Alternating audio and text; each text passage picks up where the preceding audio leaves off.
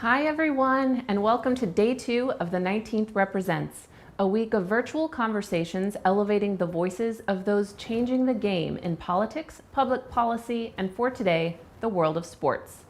I'm Amanda Zamora, co-founder and publisher of The 19th, an independent, nonprofit newsroom that aims to empower you with the information, resources, and community you need to be equal participants in our democracy.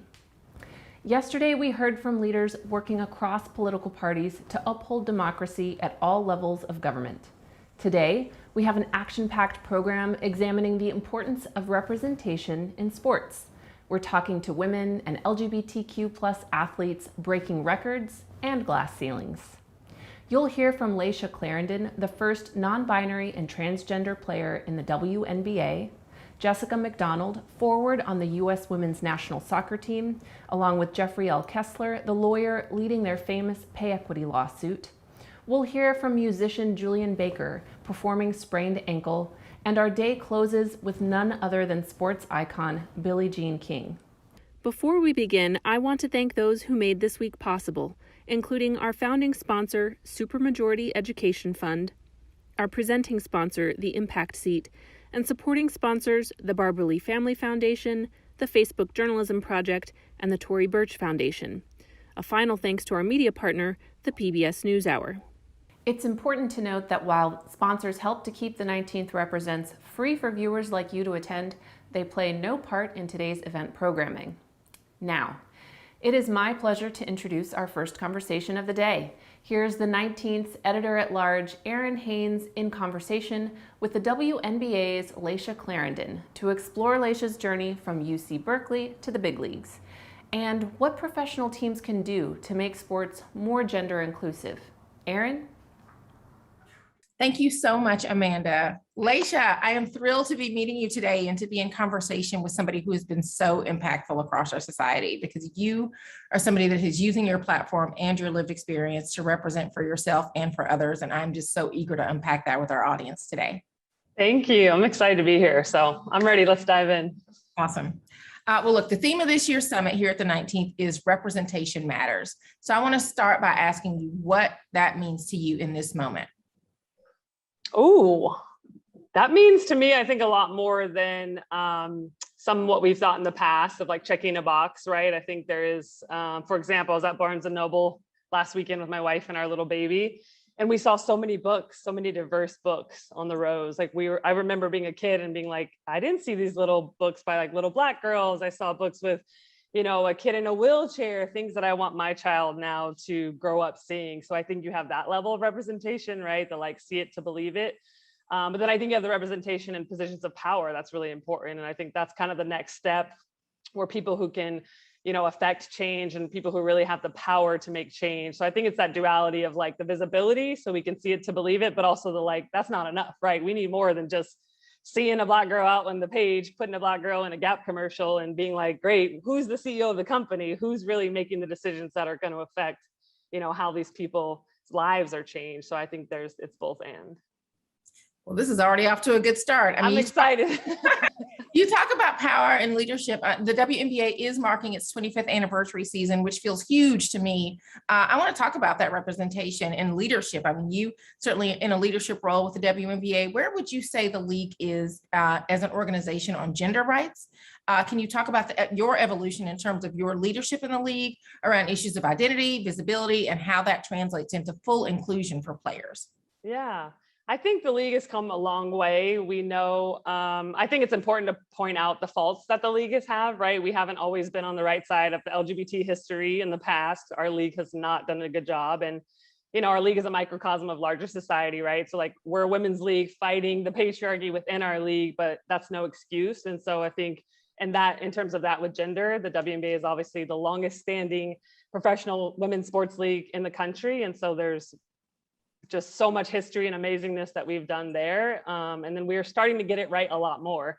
And I think that's what's really cool. Like we're owning the players in our league, where obviously the league has done a tremendous job of owning, my story and who I am and being really supportive in that way. And it's been really important. And so I think, we did that last CBA. We're making strides forward. For people who maybe aren't familiar, as our collective bargaining agreement with it's the agreement between the league and the players. And so that is literally our labor rights. It's what guides the way we show up and do our job. And so within that CBA, we were able to negotiate, I think for the first time ever, with like some real power on our end, because for so long when we negotiated that CBA, and I was actually only a player rep in the last CBA, and now I'm on the executive committee. And so I'm a part of that leadership group that was like at the table, talking to the league, talking to their lawyers, like really in the mix, like out here doing some things. And so that last CBA, I think it was much more of a like, us on our heels and fighting, just trying to scrape by, versus this CBA was like, yo, we need rights for moms. Like we were more,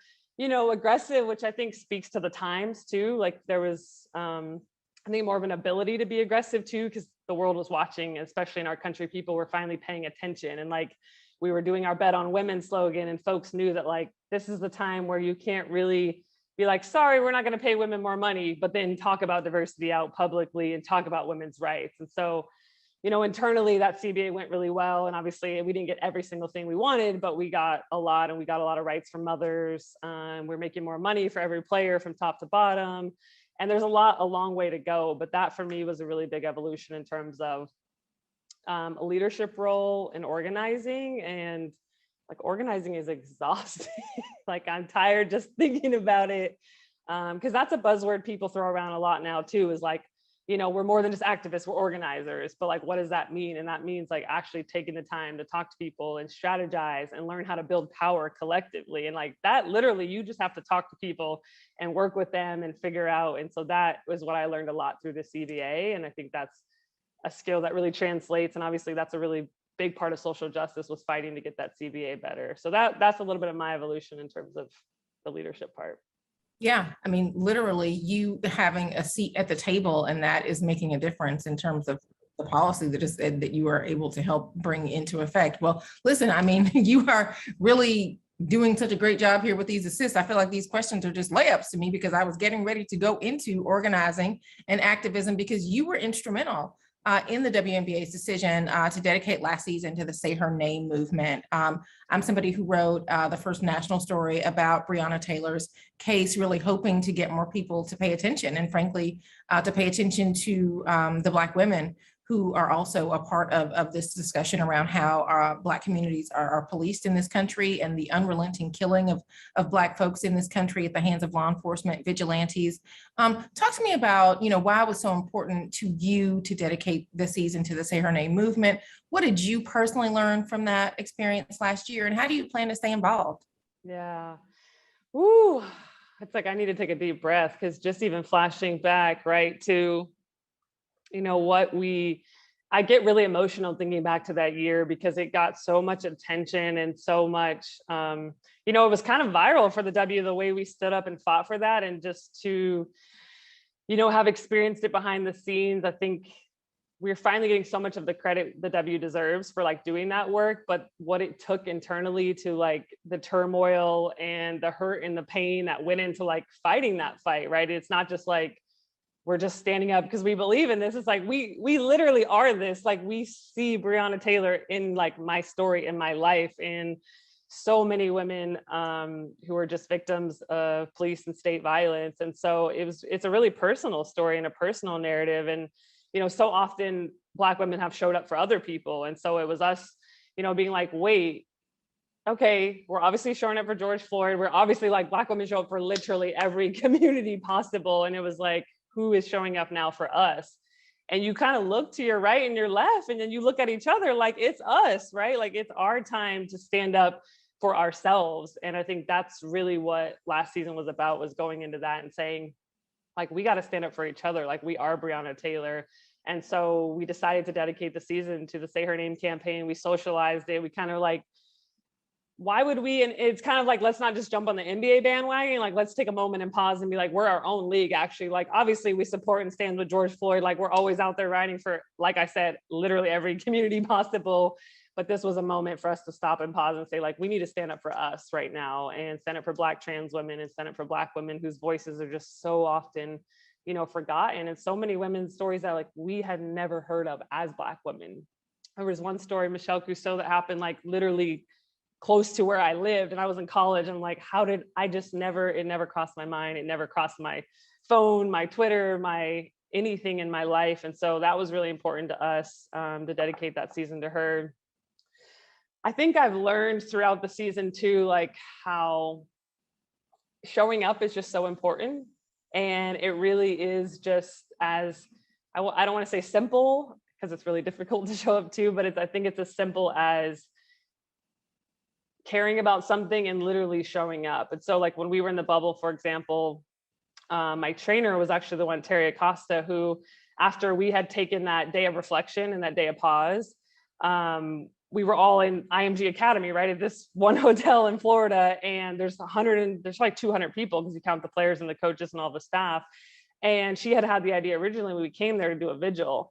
And after that day of reflection and pause, it was like, we need to do it today. And that literally starts with the spark of like one trainer saying that, and then me being in that moment, like, this is the vigil time, like, and then you flash to like, how do we do that? So, right, you get on WhatsApp and you're like, yo, start texting people, like, we need to do a vigil tonight. And it's not this perfect thing. It's like just showing up and being like, I think we need to hold space for each other today. Like, we need community. We need a moment of reflection, of pause. And so I text her, she had her trainers group, and they, helped get candles. The referees were in the bubble with us, right? Like the people we argue and yell at all the time, they're in the bubble with us. So one of the referees actually brought, the microphone and the boom box that, I spoke on. It was like this beautiful, in the middle of such like pain and tragedy and hurt, it was this beautiful community coming together because everyone just showed up. And then NECA, Ogumike, who's the president, and I'm the vice president, are like, then they're like, here's the mic, you're the ones to talk. And that's the moment you look and you're like, what am I supposed to say? You get the chance. And it's just showing up. Like I fumbled. I don't even remember exactly what I said, but I was just like, I'm here, I'm hurting, I'm holding space for everybody. And I think that's just what I've learned as a leader, is it's not about perfection. It's literally about like showing up with yourself and being like, I'm here. And then the rest is just, it happens. Yeah, I think that's such a good point. It doesn't have to be perfect, and don't let the perfect keep you from getting in the fight. Last year's National Reckoning did center largely on race, but we know that systemic inequality is intersectional. There are other marginalized communities under threat. You've already started talking about that. I wonder what you tell your fellow citizens who may not share your lived experience about why they should care about these issues and why they should get involved in the fight. Ooh, why they should care and why they should get involved.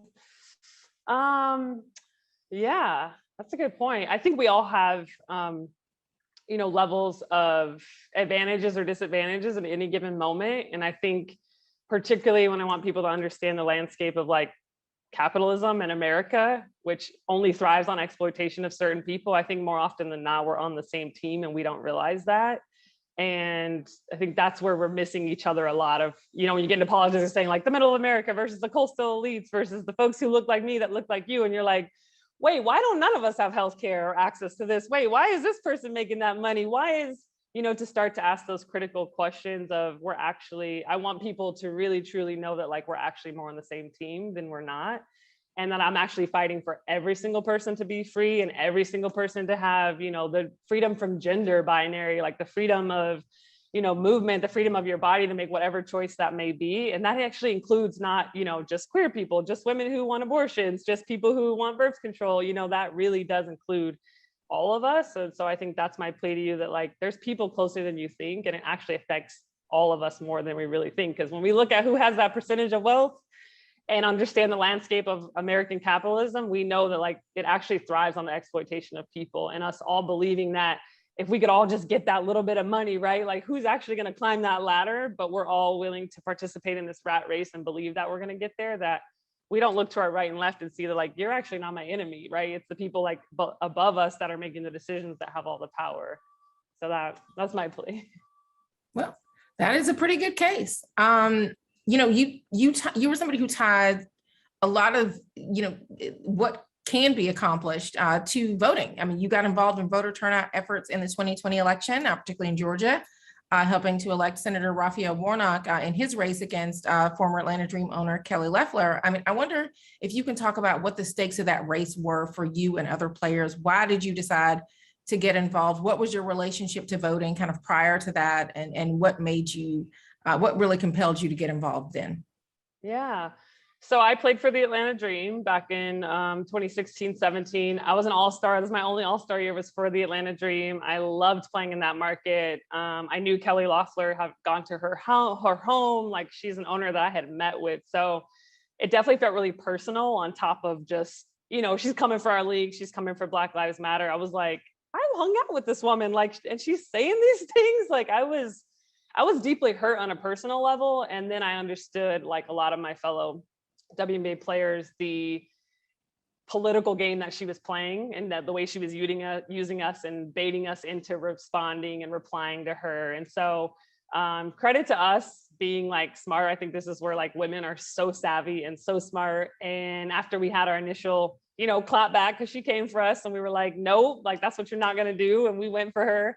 And then we kind of stopped and we're like, wait. And I think some of this came from like the CBA organizing and that strategizing. We understood that like, there's a deeper game here, right? Like, it's not always just the Twitter clap back. We're going to go for her. We're going to give her this attention. We were like, there's some strategy here. So we took a moment to say like, okay, why does she want to be so opposed? Why does she still own this team? What does she have to gain by opposing herself to Black Lives Matter when our league's gaining all this national attention? And so that's when we realized we have to play a little smarter. And like, a lot of us are college graduates, right? But we're literally like, we get paid to play basketball every day. Like, we're not paid to be out here like political strategists. Like, we're not following things that closely. Like, we're paid to hoop. Like, we're trying to win championships.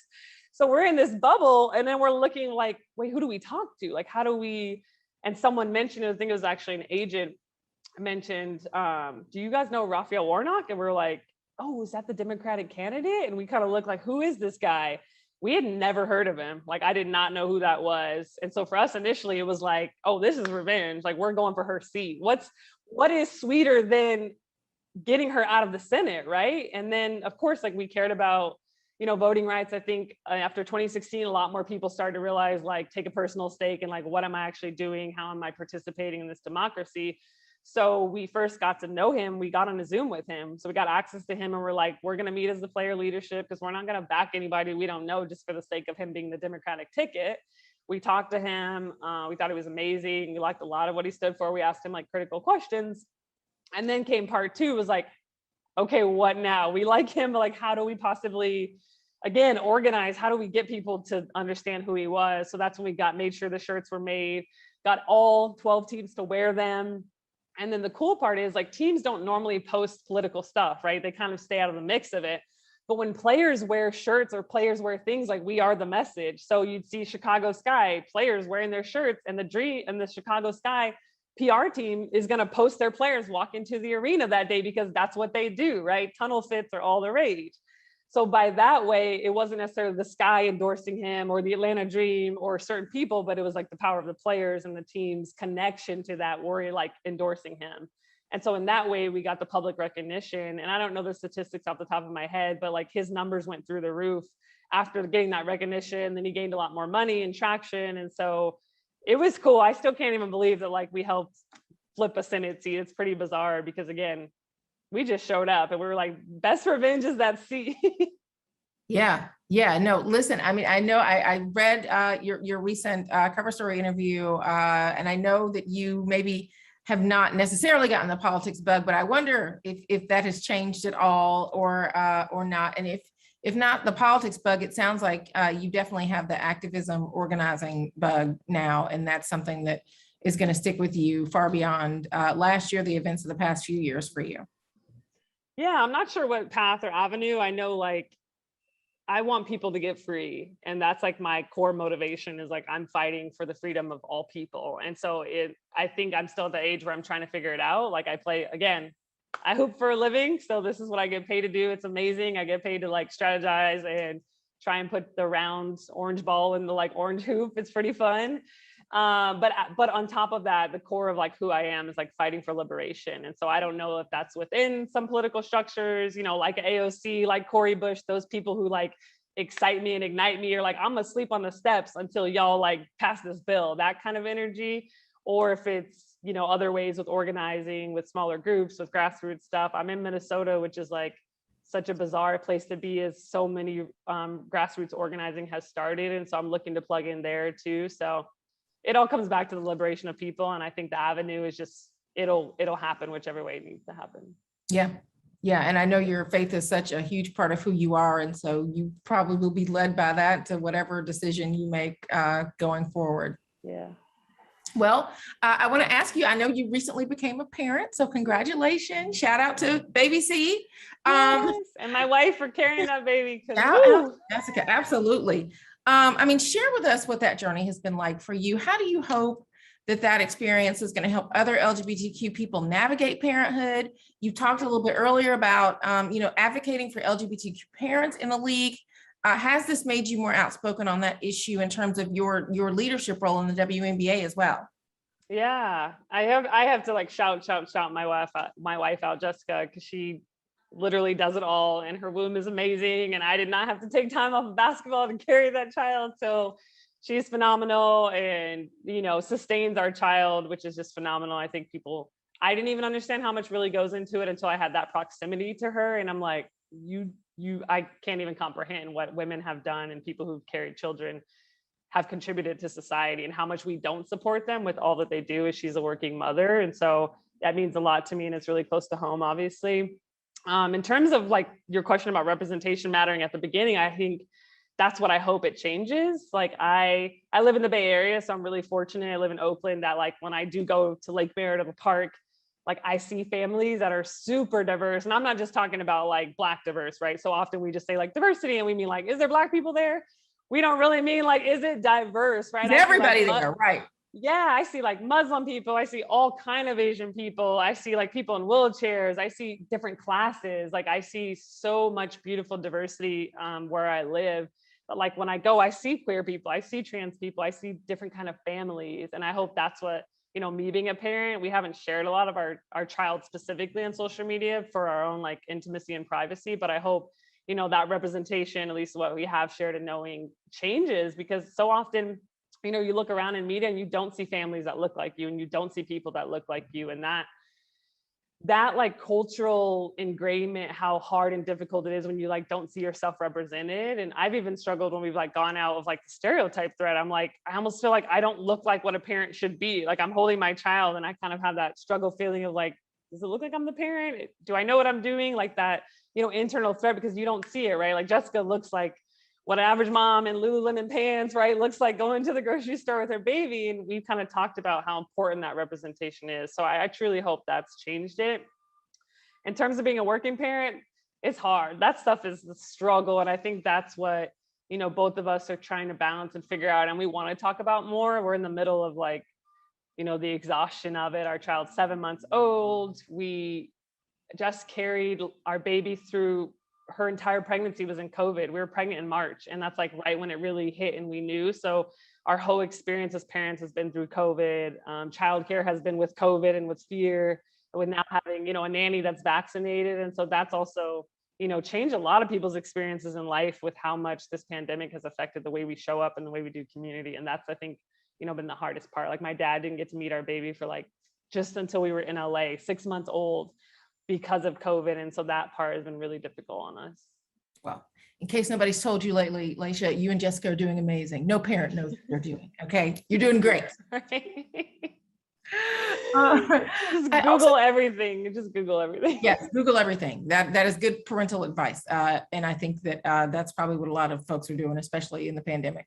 I also want to ask you, before we get out of here, I want to ask about your thoughts about the moment when you first started showing up on the court as your fullest self, right?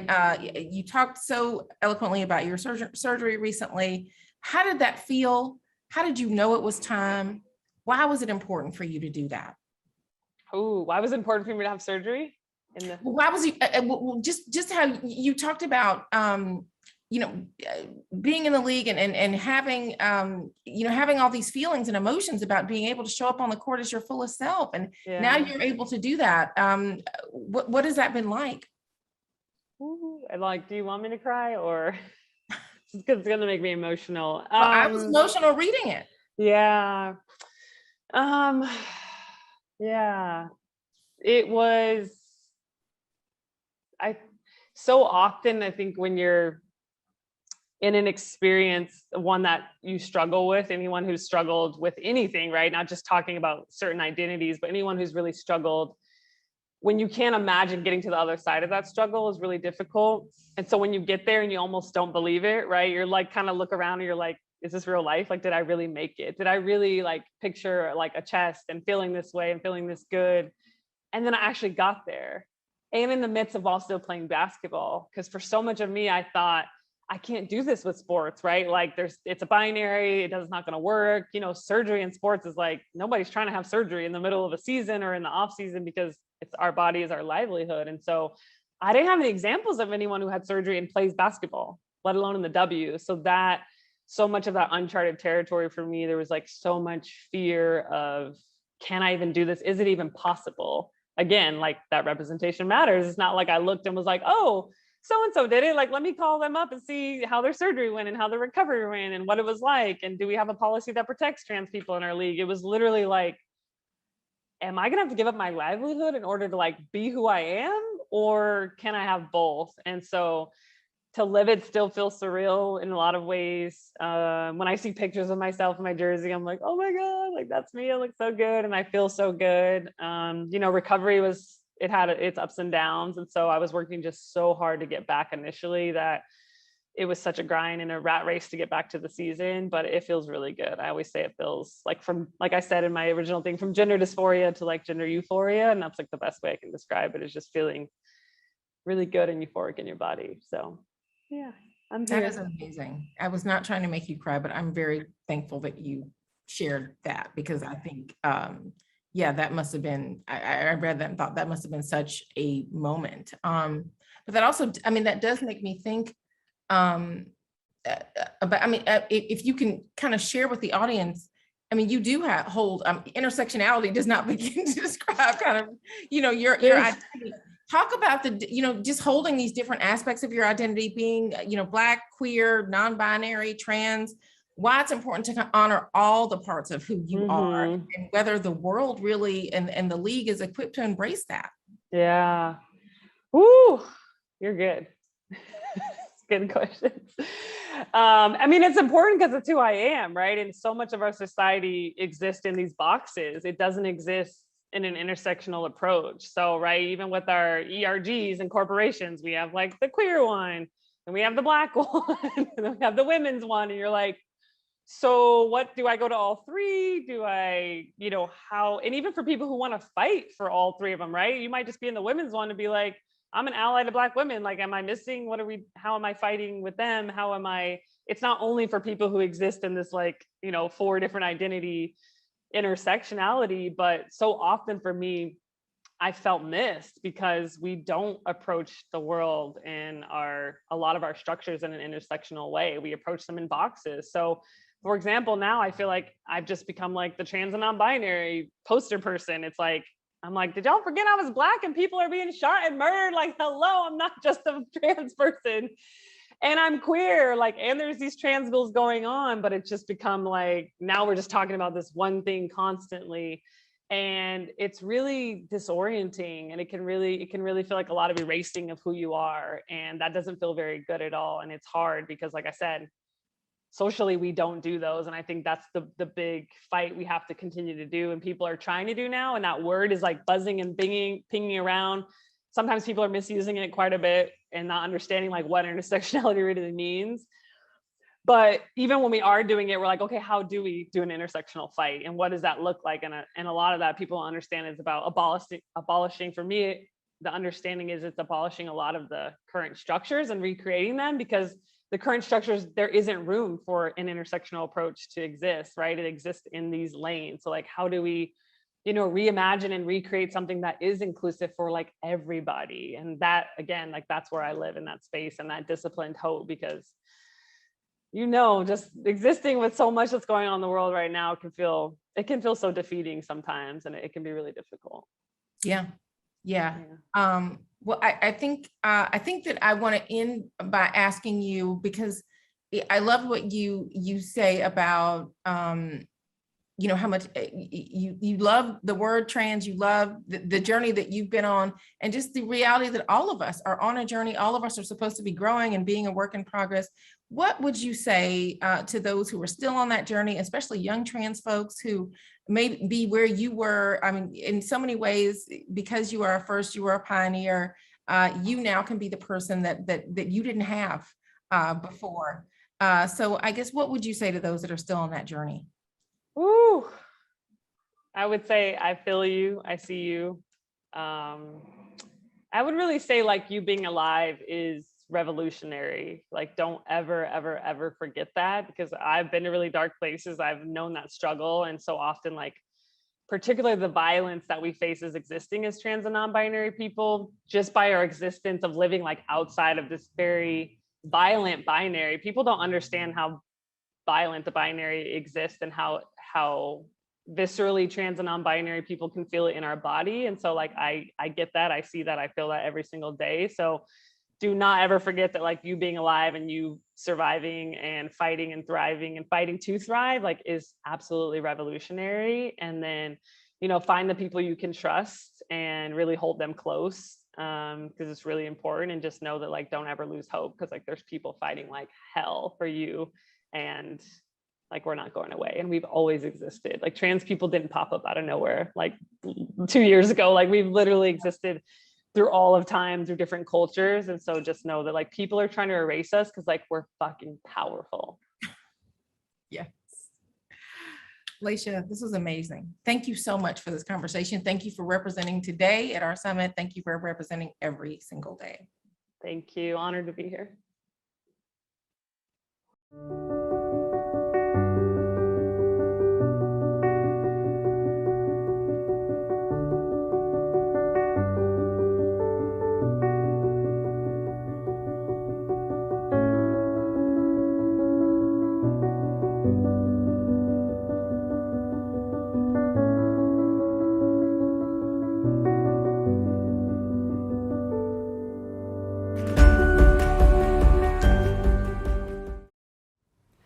What a fantastic conversation. Thank you so much, Layshia and Aaron. Speaking of good conversations, we want to hear from you too. All week, we'll be watching the hashtag 19th Represents to see what you're taking from the day's program. Up next, the U.S. women's national soccer team is an undisputed global powerhouse with 4 World Cup titles and 4 Olympic gold medals to their name. They're also in the middle of a long legal fight to receive the same pay as their male counterparts. Their battle for pay equity has made waves in the world of sports and is all too familiar to working women in other fields. For more on the pay equity front, we'll hear from Jessica McDonald, 2019 FIFA Women's World Cup champion and North Carolina Courage forward, Andrea Nix-Fine, the Oscar-winning director, producer, and writer behind LFG, a 2021 documentary on the U.S. women's national team, and Jeffrey L. Kessler, the lead attorney representing the team. Here with that conversation is the 19th's Jennifer Gerson. Thanks so much, Amanda. Well, thank you all for joining us. And Jessica, I would love to start with you. So you talk about this is touched on in LFG, which is the incredible documentary about the U.S. women's national team and their equal pay lawsuit. But for people who haven't seen this or maybe aren't familiar with this story, when did it hit your radar that you all just weren't being paid equitably? The part in the documentary where you talk about your salary while playing with the National Women's Soccer League was absolutely shocking.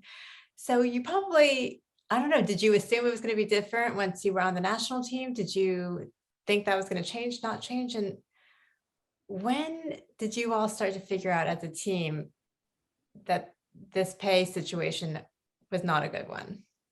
Yeah, so when it came about, this was actually one of my very first, like out of the first handful of camps, one of my first camps with the team. And this huge movement came up, and I'm like this new bloomer on the team.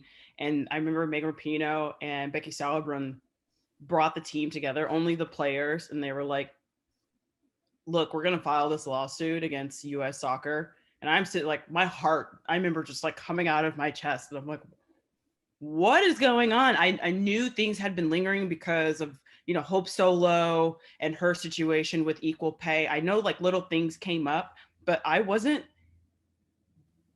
didn't like dive in fully, completely the way the other players were already. And so for me, I had a lot of catching up to do. I'm like, okay, why are we doing this? So I was able to get all this information.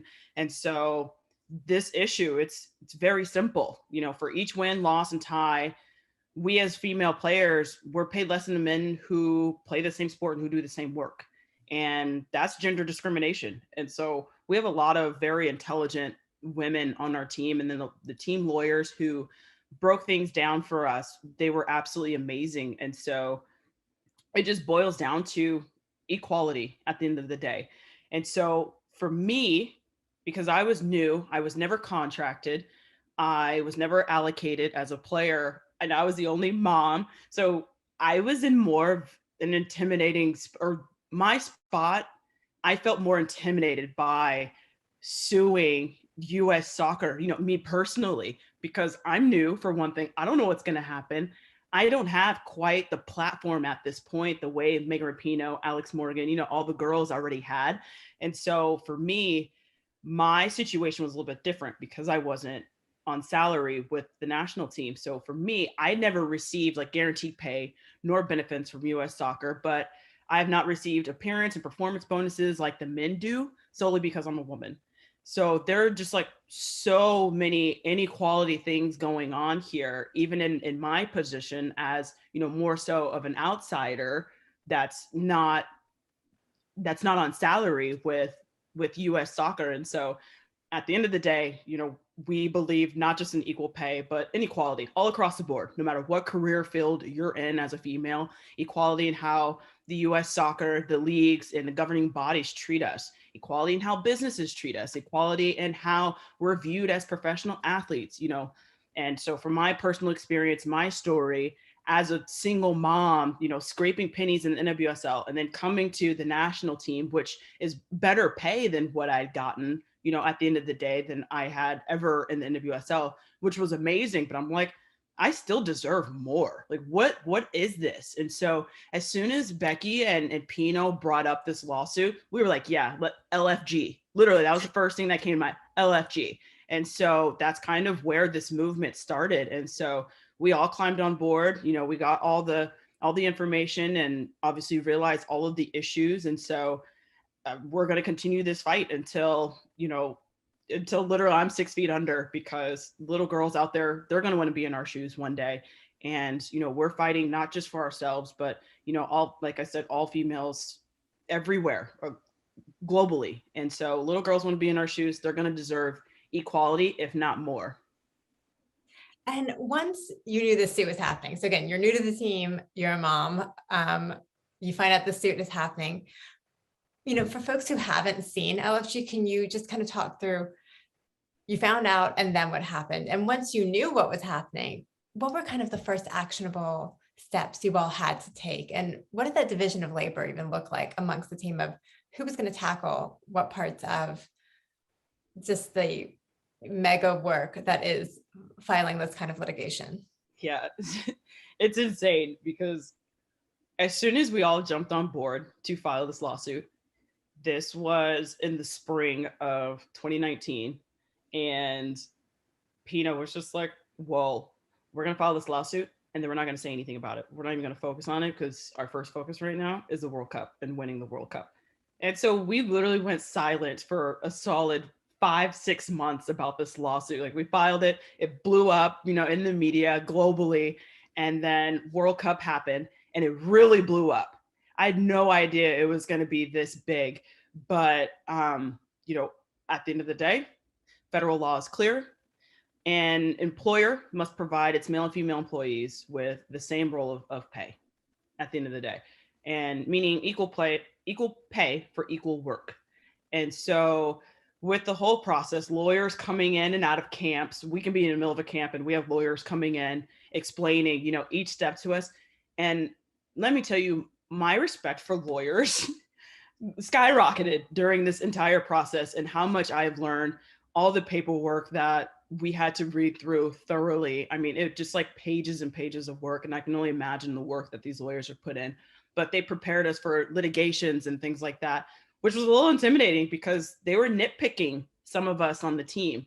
And I'm not sure how I got away with not going through with my litigation, but they did pick me to do one. And so all of a sudden they canceled mine, and Pino still ended up doing hers, Kristen Press. So they picked at some of the players, you know, in their roles. And I feel like they picked up the players who have, you know, more of a voice on this team and trying to kind of bully them in there. And so it was definitely eye-opening for me as an individual, learning as much as I have about the law, about why I'm suing my employer. And so it's just been a really cool process just to be going through, because, you know, this is something historical, but the entire process, it's been insane. You know, like I said, I have so much respect for lawyers and what they do now that, you know, this is my first time ever in a lawsuit. Like, this is insane. And so,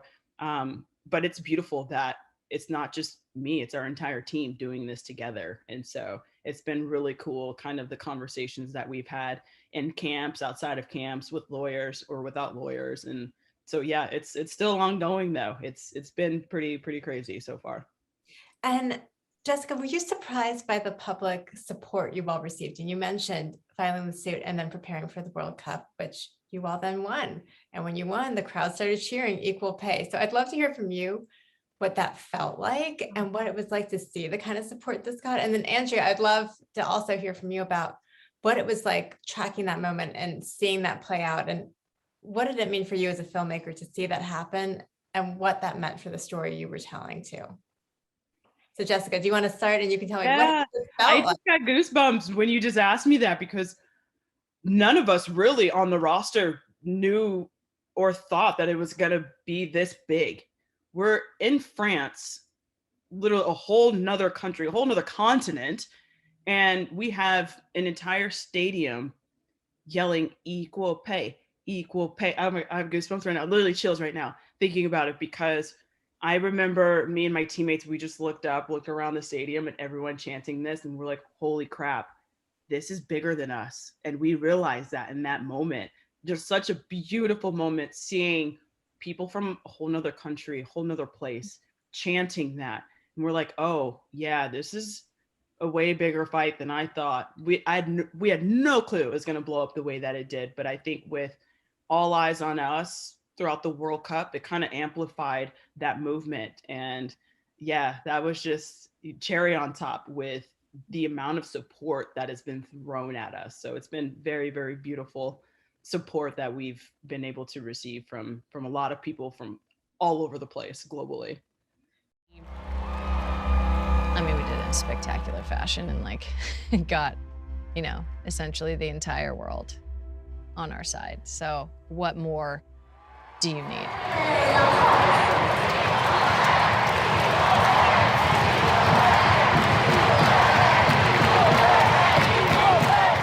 We heard people chanting. Equal pay, equal pay, equal pay, equal pay, equal pay. Oh my gosh, that's when I felt the movement. Equal pay, equal pay.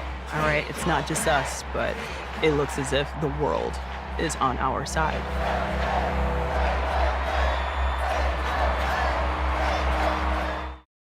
And yeah, Andrea, so, you know, at what point did you first become interested in telling this story? And then how did this moment start to fit into all of that? Thanks, Jennifer.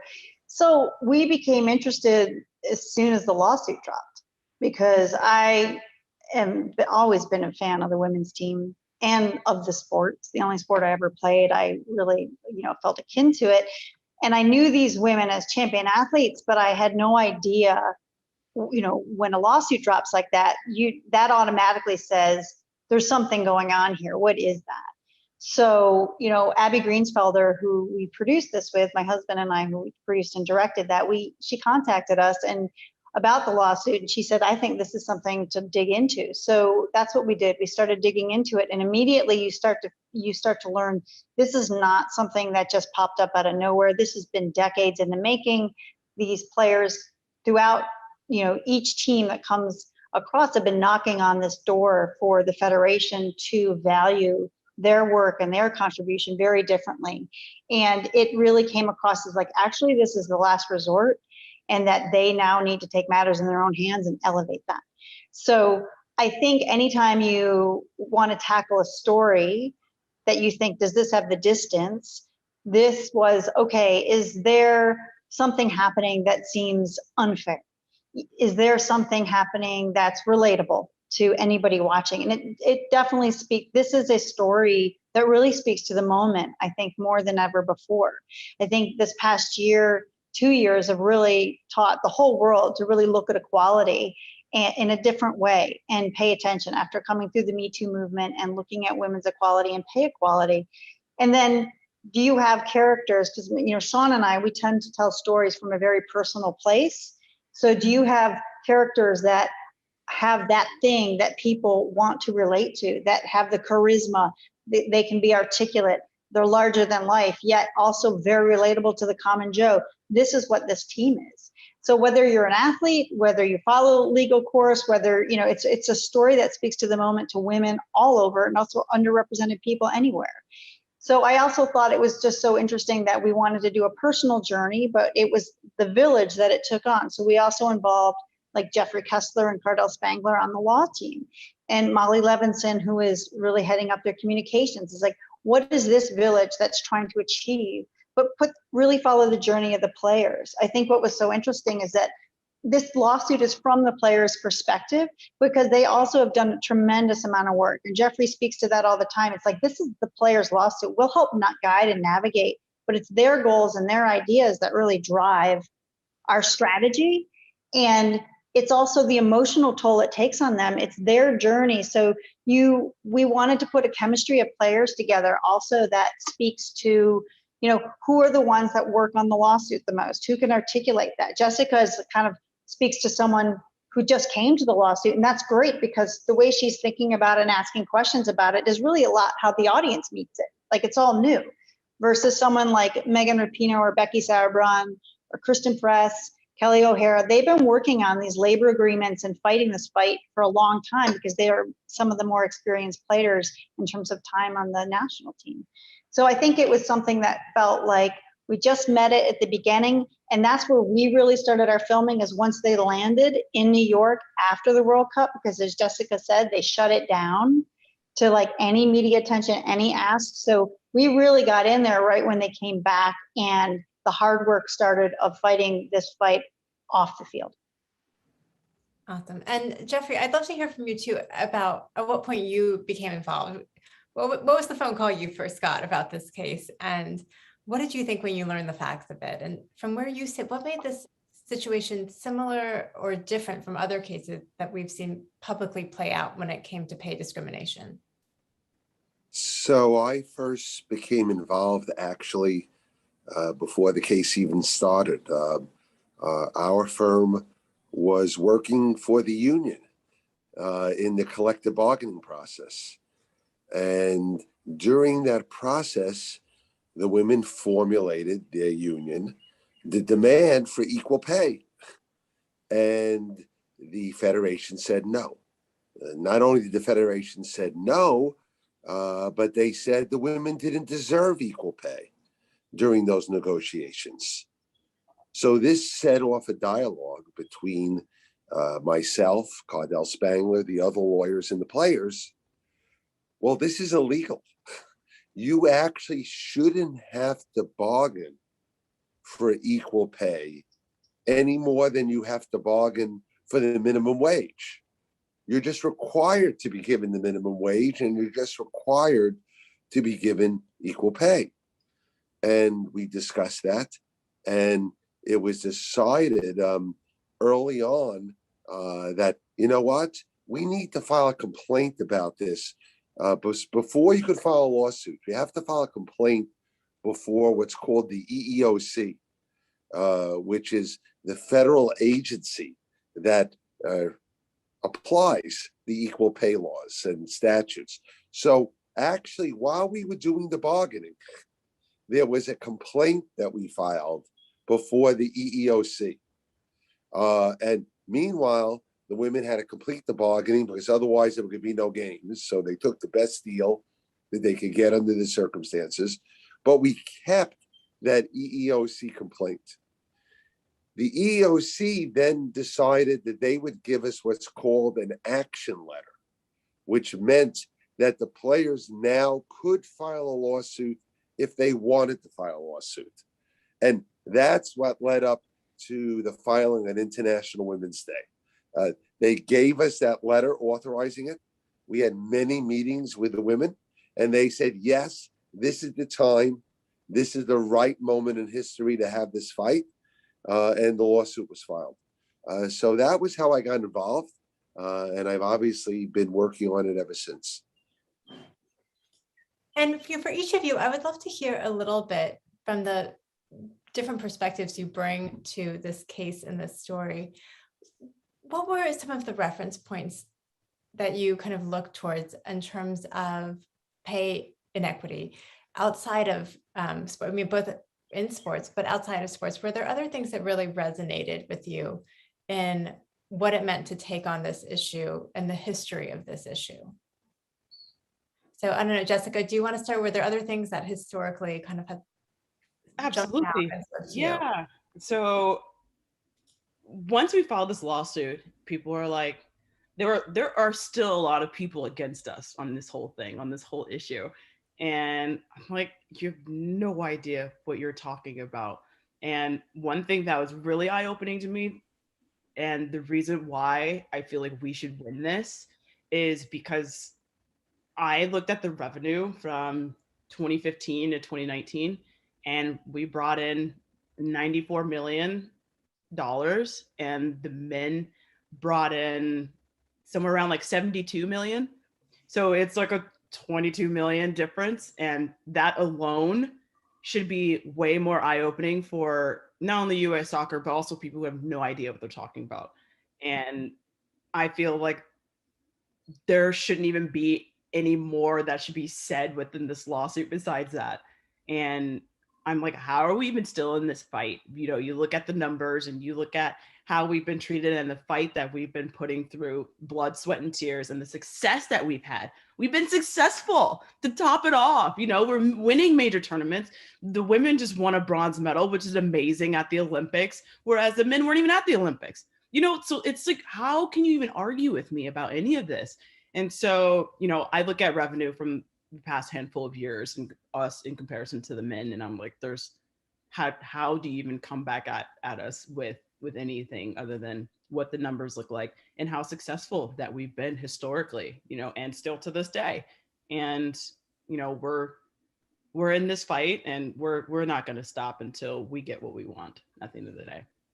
And Jeffrey, not to get too bogged down in the nitty-gritty of case law, but were there other cases that spoke to what you thought this suit also represented? Was there precedent for what you all were trying to accomplish here, and that you wanted people to know both within sports and outside of sports in terms of pay equity? So this actually should have been a straightforward case. This was not breaking new legal ground. Okay, this is the most successful team in the history of women's team sports, right?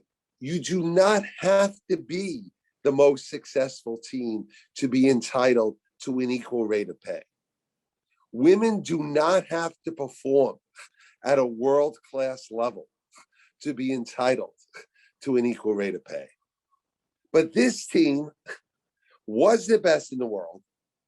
The comparison is the men's team. The men's team is not the best in the world. You know, there's nothing against the men's team, but they do not perform like the women's team has performed historically. So the idea that there wouldn't be equality here, that's what I think captured the public. That's what I think really made this case so important, because if you're looking at it from the standpoint of women in the workplace, which is, I know how all the players view this. If these players can't get an equal rate of pay, who can? And that's how we approach this legally. That's how we've tried to pursue the case. And really, the precedent is not a legal principle, because the law is very clear. You have to have an equal rate of pay for the same job if you have the same employer. Well, these women have the same job for the same employer, United States Soccer Federation, right? And they do the same work. So they should have an equal rate of pay. What the precedent is here is, frankly, the discrimination that so many women face every day in the workplace. And that's what we have to beat, and that's what we're still going to beat. And Andrea, how important was that point to you in choosing to tell the story and the way you went about telling the story, of underscoring that this was certainly happening with the US women's national team, but that this happens to lots and lots of women nationwide in a wide range of professional fields? And how much did telling this story, how much of that was motivated by telling the story of just pay inequity that continues to be such an issue in the United States across the board, across fields, across socioeconomic stratas? And how did that factor into the way you went into telling the story of this team and their suit? I think anytime you choose the vehicle of which you're telling your story, you're automatically choosing to sort of shut other doorways, right? You can, if to tell a story about this team and the way it relates to other women and other sports, you can either sort of do an essay approach where you sort of basically interview a whole bunch of people and you bring in experts, and those are the people you're watching, just like you and I are talking now, but you're not sort of personally invested in the lives of what it takes to be the person who's going through it from the inside. That is one way, and those kind of films are great. We tend to want to tell the stories about what does it feel like to be the person in those shoes, because I do think you give a more three-dimensionality to what it means. What are the misunderstandings, just even with this? And then I think the audience, by educating themselves of that journey, is able to pick their head up and be like, now what about this team? And now about, well, how the lack of transparency in my own job, or the way when I read a criticism of a different sport, I might ask a series of different questions, because you've had the time and ability to actually get inside the details of this lawsuit. And so I think that it was very important for us to make sure that we dispelled a lot of the public misunderstandings of some of this lawsuit. And then I really think it's easy then, once you are better versed in the ins and outs of one example, you can take it to these other spaces. And I think the women themselves talk about the relatability and the way it connects to other women elsewhere is when they talk about why they're doing it. They're not just doing it for themselves. And because the reality is, the length of time, sometimes they won't be on the team any longer by the time this decision gets made. They're doing it for the generations coming, before. They're also doing it for other women everywhere, and whether you play sports or not. And they talk about that. That's the rocks on the backpack that they wear when they step on the field at the World Cup or the Olympics. So we look at that, and in terms of the history and the other ripple effect, we do talk about that in a little bit in the film, because the players talk about it. We always take the cue of where their journey goes.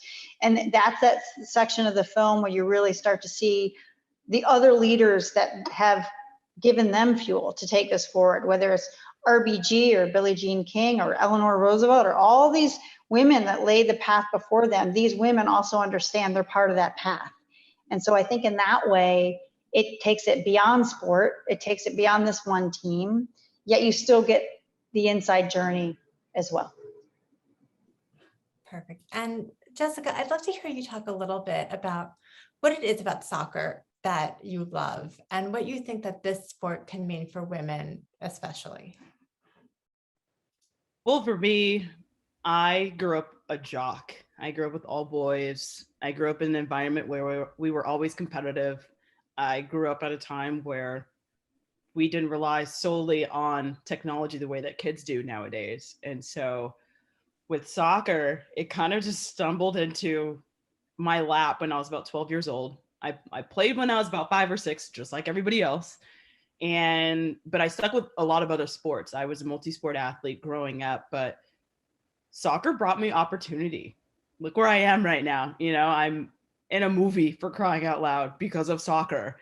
And so soccer just brought so many opportunities for me. And I saw my potential at a pretty young age, a few years into playing at a high competitive level as a youth player. Because I was in youth USA national team. So I was already representing my country in my teenage years after only playing soccer for a couple of years. And so I definitely saw my potential and stuck with it ever since. I made it my primary sport, and it's brought so many different friendships into my life. I've played with women from all over the world.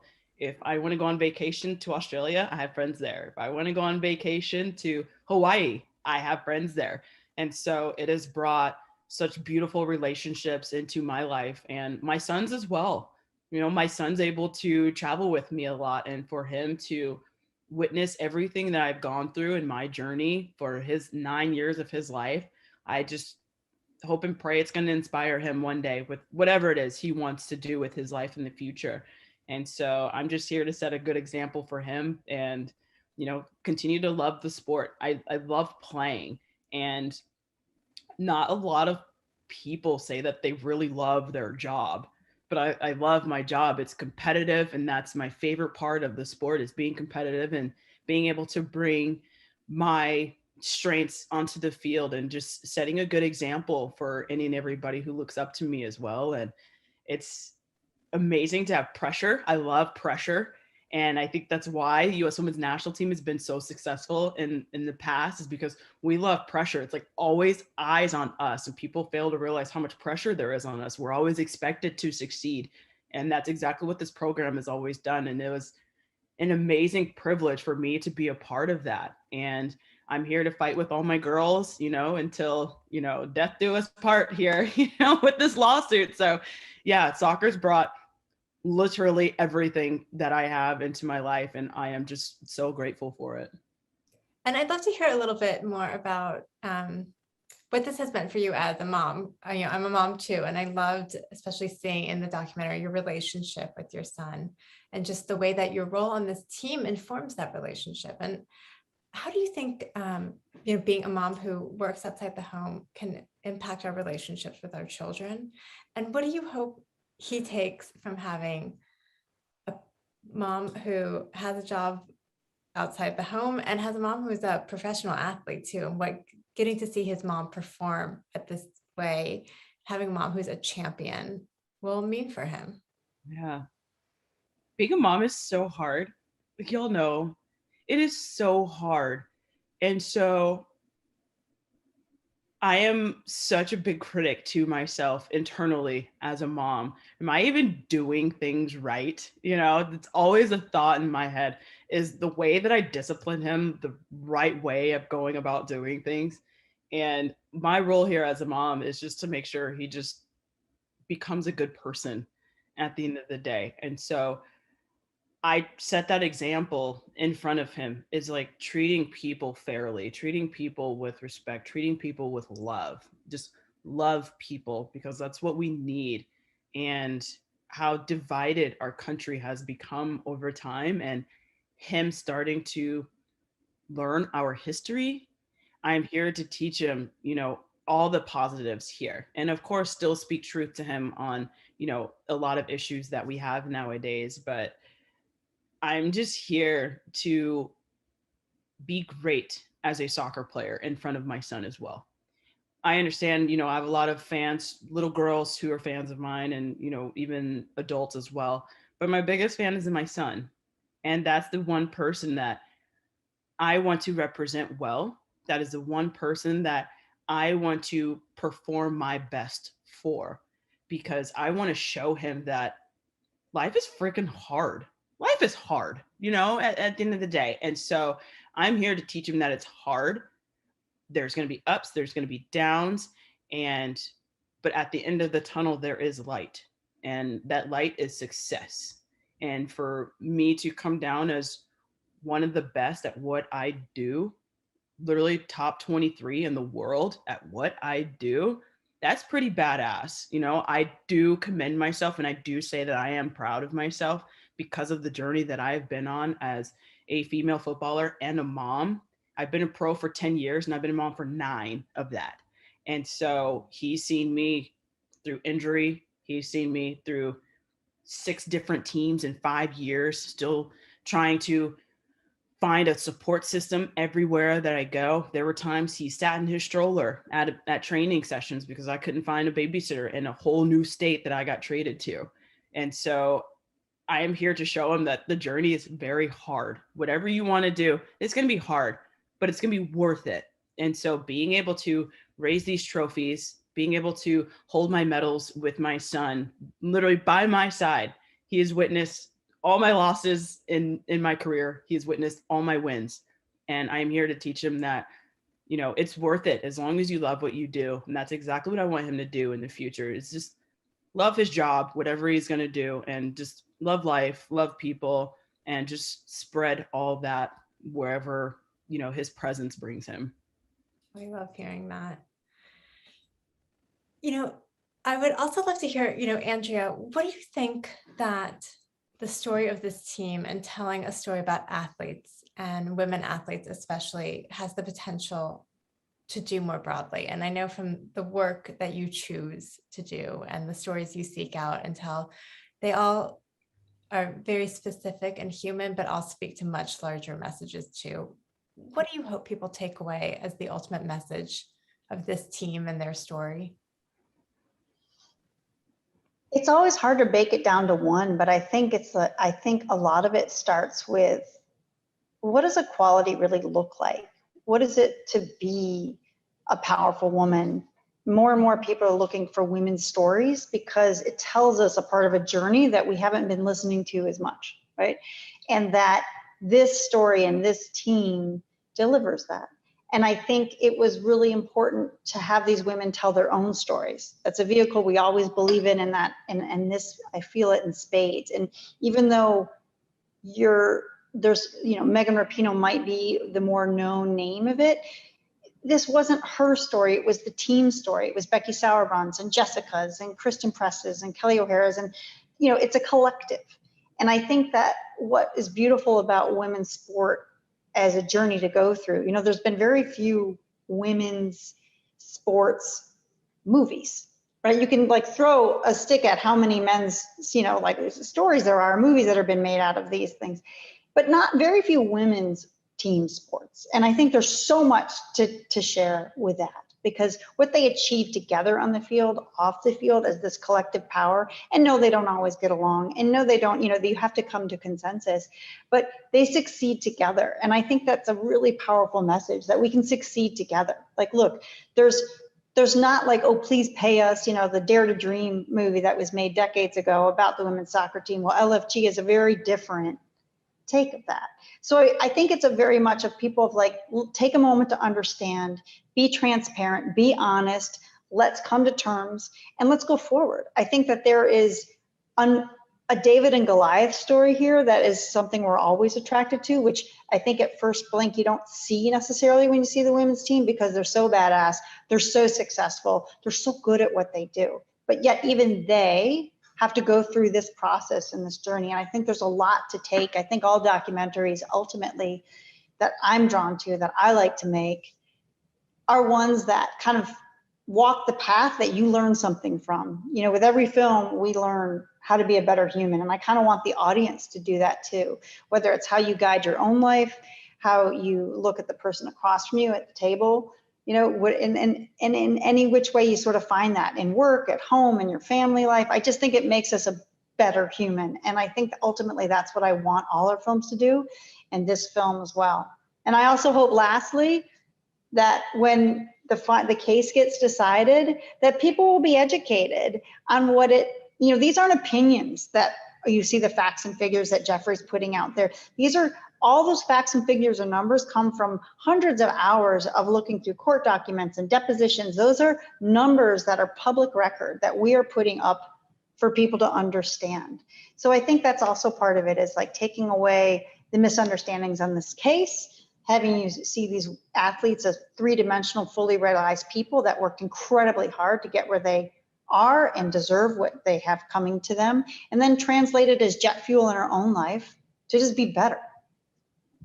What do you, each of you think are kind of the biggest misrepresentations that people do hold about what this case is about? I'd love to hear from each of you. So I don't know, Andrew, do you want to start since you were just speaking to this? What don't people understand about what this story is from where you sit? Yeah, I mean, Jeffrey's going to give the best credence to this because he's been like living and breathing this for years and years and years, you know, in terms of the legal side. I think the biggest misunderstanding that I just kind of immediately sort of pissed me off, that people just continually just say the wrong things, is that, oh, you know what, the men out earn the women. You know, it's pretty basic, you know, numbers to come across. The men out earn the women, they deserve the money more. Well, no, that's not true, you know.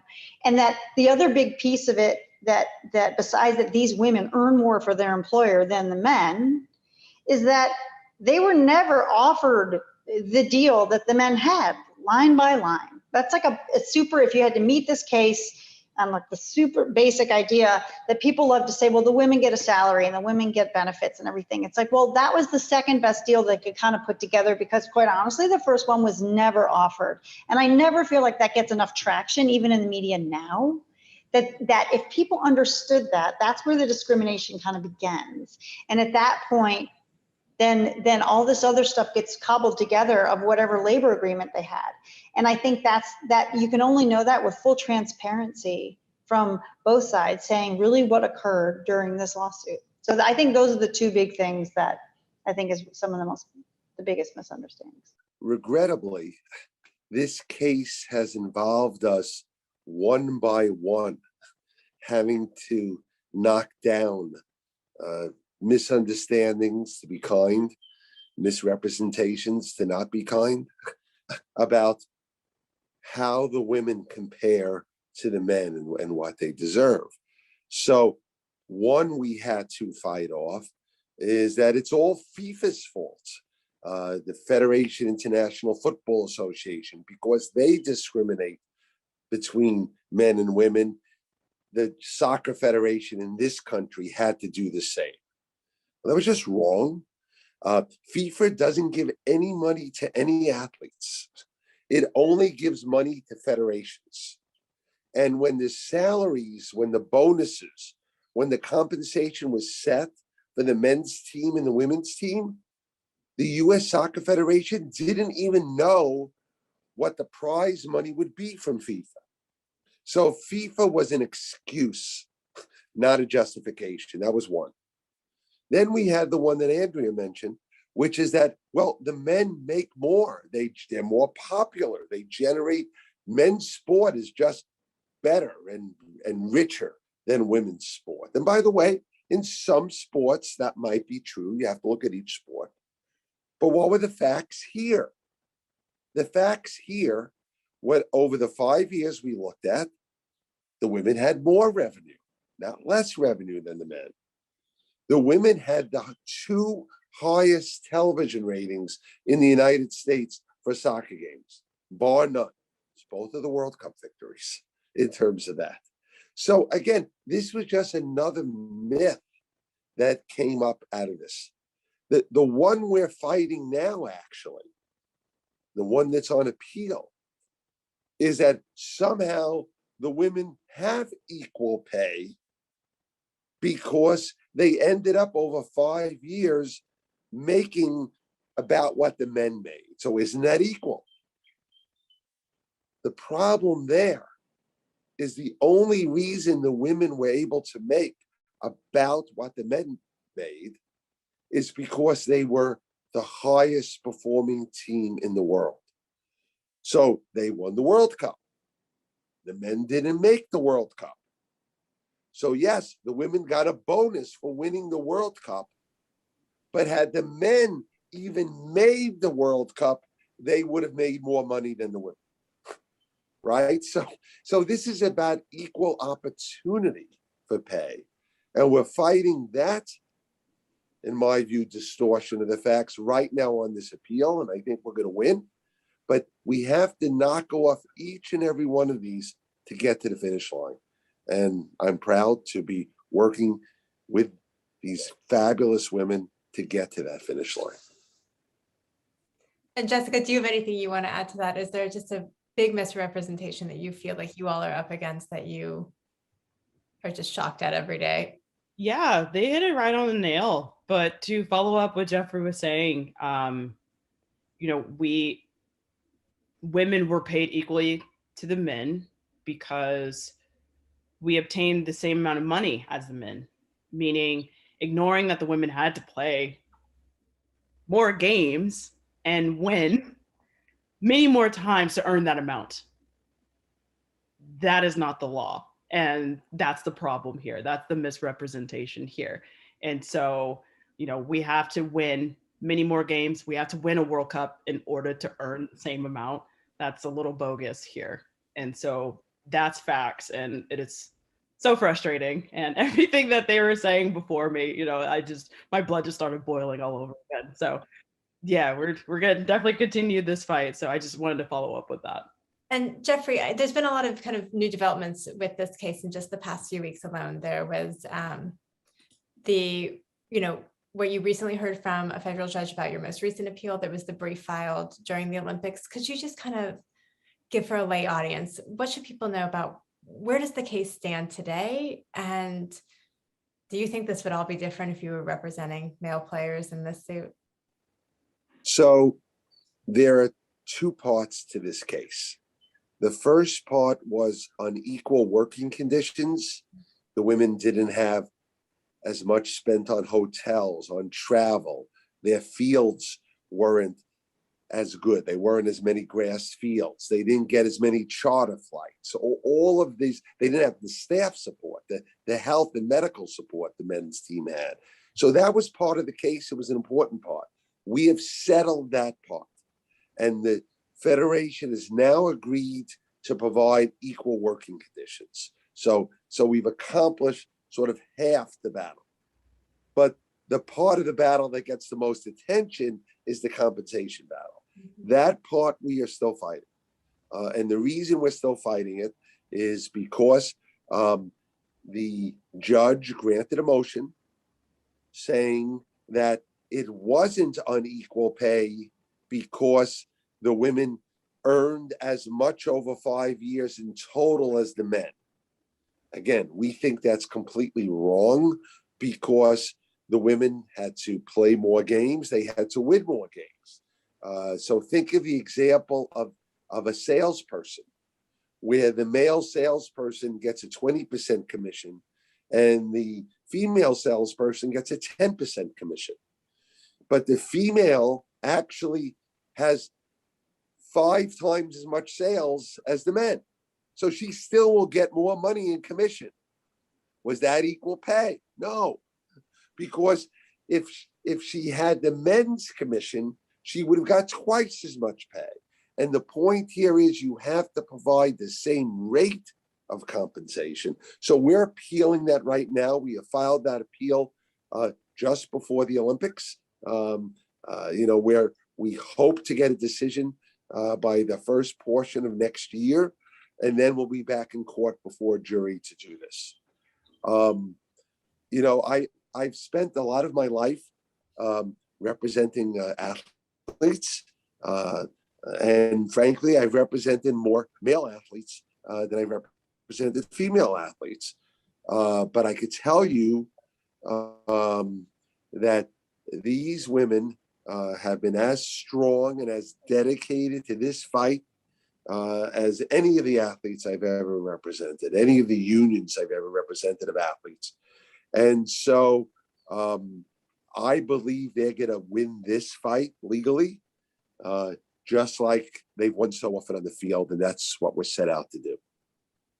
And I think we have time for one more question. So Jessica, I would love to hear from you. What's next for you and the team and the suit? And what do you want women and LGBTQ folks and anyone who is part of a marginalized population who is facing pay inequality to know when they look at you and your teammates and your case right now? And what do you think that the continued performance of the U.S. women's national team tells us about the future of women in sports and the future of pay equity? Yeah, as you've seen from us on the field, we do not give up until we win. And that is what you can expect from us on the field and off the field and in this legal case as well. And our team has always believed that we have a responsibility to act as role models, and we advocate for women and girls around the world, whether they're athletes or not, LGBTQ, person of color, Asian, whatever the case may be. Fighting for what we legally deserve is a part of that. And for our team and for future U.S. Women's National Team players to come. And we're going to continue for this fight. We're going to continue to fight for any and everybody out there who deserves equality. We're not just talking about equity, we're talking about equality. And it's a huge issue across the board right now for lots of different people. And that's another reason why we're doing this fight, because if you're working just as hard, or if you're more successful than your coworkers or male counterparts, or whatever the case may be, you deserve more, or at least equality, or have that chance for equality. And that's exactly what we're fighting for, equality at the end of the day. Perfect. Well, thank you all so much. This has just been such a treat to get to talk to all three of you today. And I wish I could talk to you all day, every day. This has just been fantastic. Thank you so much. Thank you. Thank you for having us. Thank you. Thank you, Jennifer, for leading that incredible conversation. And now it's time for us to take a breath. Joining us for a few moments of restorative breathing and stretching is yoga instructor and body positivity expert, Jessamine Stanley. Here we go. What's good, y'all? I'm Jessamine Stanley, co-founder of The Underbelly and We Go High, and let's practice a yoga posture together. This is a really great posture just to open yourself up. It's called standing crescent pose, but let's practice it first seated. So inhale your arms up and reach up to the sky. Interlace your fingers. From here, root into your seat and just drop your arms from side to side. So you're really trying to keep your seat rooted down. And if your feet are on the ground, you can root in through your feet. And you just inhale and exhale as you drop down. So inhaling, then exhaling, dropping down, inhaling up, exhaling down. If you want to, please join me and come to stand. Root in through your feet. Inhale the arms up and overhead. Really reach up to the sky. Interlace the fingers, pointer fingers kiss, wrap the thumbs over each other, and then drop it from side to side. Nice and easy, baby, nice and easy. Root in through your seat, still root in through your feet. Let your head and neck hang heavy. Take one more round of breath here. Come back through center, everybody. Drop your arms down. You're ready to get back in it. I'll see you next time. Thank you, Jessamine. I think we could all use a little more of that these days. Now, for our next conversation, meet three women who have shattered glass ceilings in professional sports. Lucy Rushton is the GM and head of technical recruitment and analysis for DC United. She is also the highest-ranking woman in charge of player personnel in Major League Soccer. Jennifer King is the assistant running backs coach for the Washington football team and the first Black woman to become a full-time coach in NFL history. And Rachel Balkovec is the minor league hitting coach for the New York Yankees, the first woman to serve as a full-time hitting coach for a major league club. Here's the 19th deputy editor, Abby Johnston, to lead this discussion. Abby? Well, I'm so thrilled to be here today with three women who have pushed boundaries in the world of sports, in particular in leagues that have long shut out women. So welcome to Lucy, Jennifer, and Rachel. I'm so happy that you could be here with us. I just wanted to get started because sports, especially for people who pursue it and pursue careers in them, are often a lifelong passion, beginning from the earliest ages. And so I'd love to hear from each of you about what your relationship with sports was growing up and how you perceived women's roles in sports at the time. And Lucy, if we could start with you. Yeah, sure. So I grew up in England and my chosen sport, soccer, football, was just very obsolete for women, very difficult to play. It was my life though. So I grew up playing in the park with my brother, my dad, joined boys football teams, everything, because it was just my life. And that's where I got my passion from for the sport. And that's where I kind of guess I got my drive to want to work in it professionally. But the opportunities at the time were so minimal, and they were, I can't think of one woman in I guess like a leadership role, or even like within a professional role within a club that I knew of at the time. So it seemed like a very distant and tricky dream. But yeah, for me, it was just my passion for the game, and I was involved just from the moment I could walk in football. So yeah, that kind of like stemmed it for me, and really kind of, it was always in my mind that that's a career that I would love to be involved in. And it probably wasn't until I got to my 20s that I realized it could be a career. I think it's very different now. I think there are a lot more opportunities for women, which is fantastic, obviously.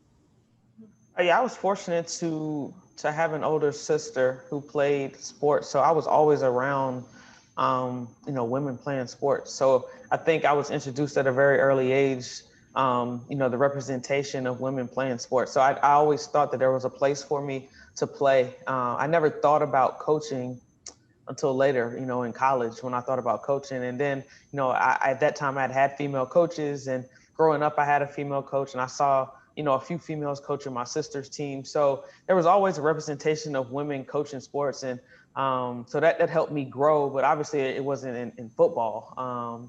I love football from a very young age, but I never saw any type of female representation in that. So, later down the line, I kind of made that decision to make the move from basketball to football. But, I was very, thankful to have positive female representation from such an early age.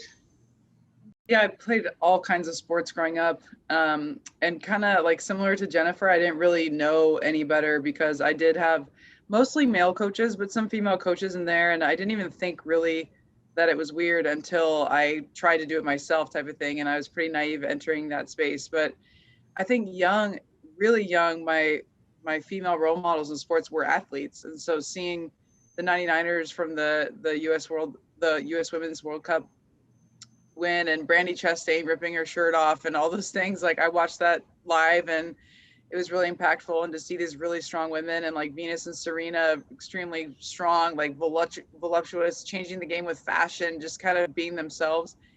And I was really impacted by those women, those female athletes. And so I think we were fortunate. I say we, like me and Jennifer, but just like, I didn't think it was weird growing up. I only found out that it was weird when I wanted to be a coach and was kind of got some pushback. And I thought, where did that come from? But I was thankfully involved in sports and saw all kinds of women in sports, both playing and coaching from a young age. Yeah, you all talked about, not really understanding what the challenges were in front of you until you were kind of pursuing your career paths. And so I'm curious at what point you realized that you would be able to coach or manage a league, and what that was like, what barriers kind of had to come down to get you there? For me, it was really when I went to university and realized that there was this career in sports performance analysis, which 15 years ago, it was really new back then. So for me, just finding out that career existed showed me that there was an avenue for me to work in soccer without being a soccer player. And that's where I thought that's where I can get my into the sport, because I knew I had extensive knowledge of the game, and I could be in a position in that role. And it was just actually finding out that avenue existed for me. And if I went and got the qualifications and the work experience, then I could put myself in those positions to be in that role. So I think that was really for me, just knowing that it existed and knowing that yes, it would be difficult, because I don't think at the time there were any women in that position. But I always felt that my quality would give myself a chance, and that somebody would give me an opportunity eventually. And they did. I went and got my qualifications, but importantly got the work experience too. So just, interned with a club and actually put myself in that environment to show that, as a woman, I could do the job just as well as any other man, and that I was suitable to be in that environment, and that then led me to my first kind of paid position. So I think that was the key thing for me, is knowing that it was out there, it was doable, but then to being able to actually get in the environment and just showcase yourself. For me, obviously, my path to get here was a little different, but I was coaching college basketball. I was happy coaching college basketball. Things were successful. And during that time, I had started playing women's tackle football and coaching some football at lower levels, but I didn't really have ambitions of coaching football at a higher level just because I didn't think it would happen. I didn't think it was possible until I start seeing, a female or two started getting internships. And at that moment, I knew that was what I wanted to do. And, long story short, I had to kind of bet on myself and shoot my shot whenever I got an opportunity and be prepared for those opportunities. And that's what I did. And, I'm obviously thankful for Coach Rivera, who was with the Panthers at the time, for giving me that opportunity. But, ultimately, you have to be willing to be your own representation.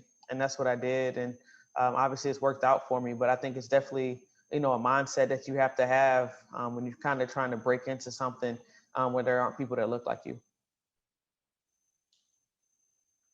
Yeah, I'll echo some of the things that both of you just said, but mostly what Jennifer just said, like betting on yourself. And I was in college, I played softball, and that alone kind of led me down the path of being in sports for my career.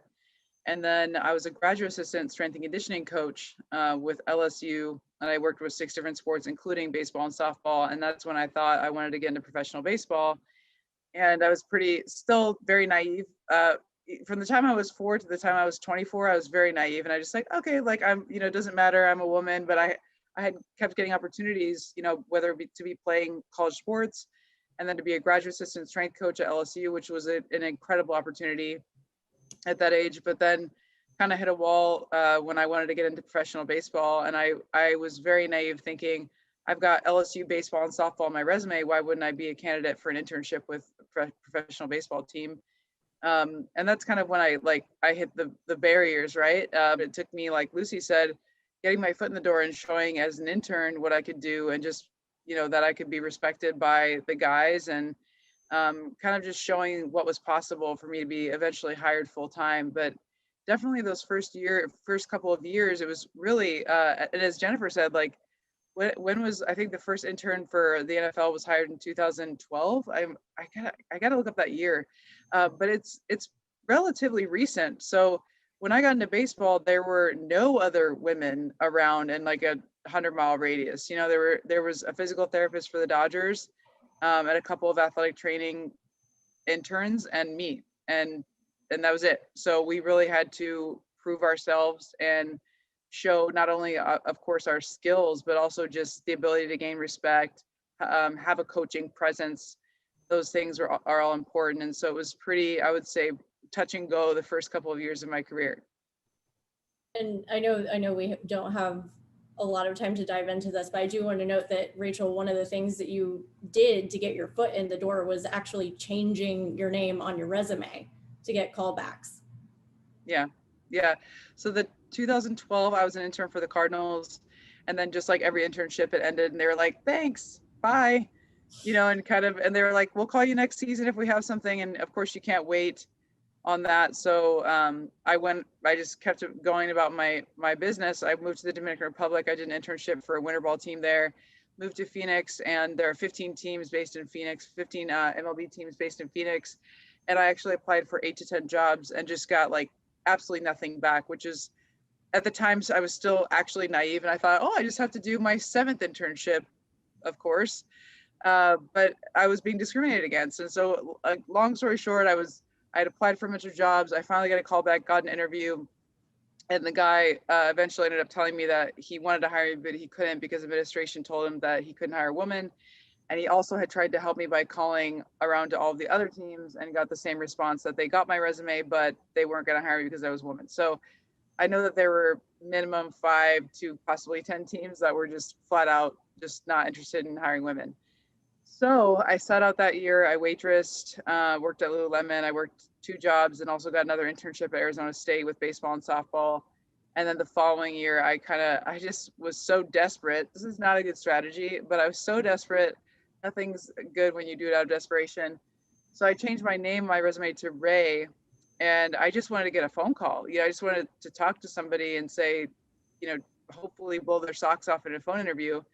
And I ended up getting a phone call, which was insanely awkward, and getting a few email responses, which was pretty awkward when they found out I was a woman. So I changed it back pretty quickly. But I think what I learned from that experience was, it's never, like I said, never good to do something when you're desperate, anything, so that's not a good strategy. But also, if somebody didn't want to hire me because I was a woman, I probably didn't want to work for that organization anyway.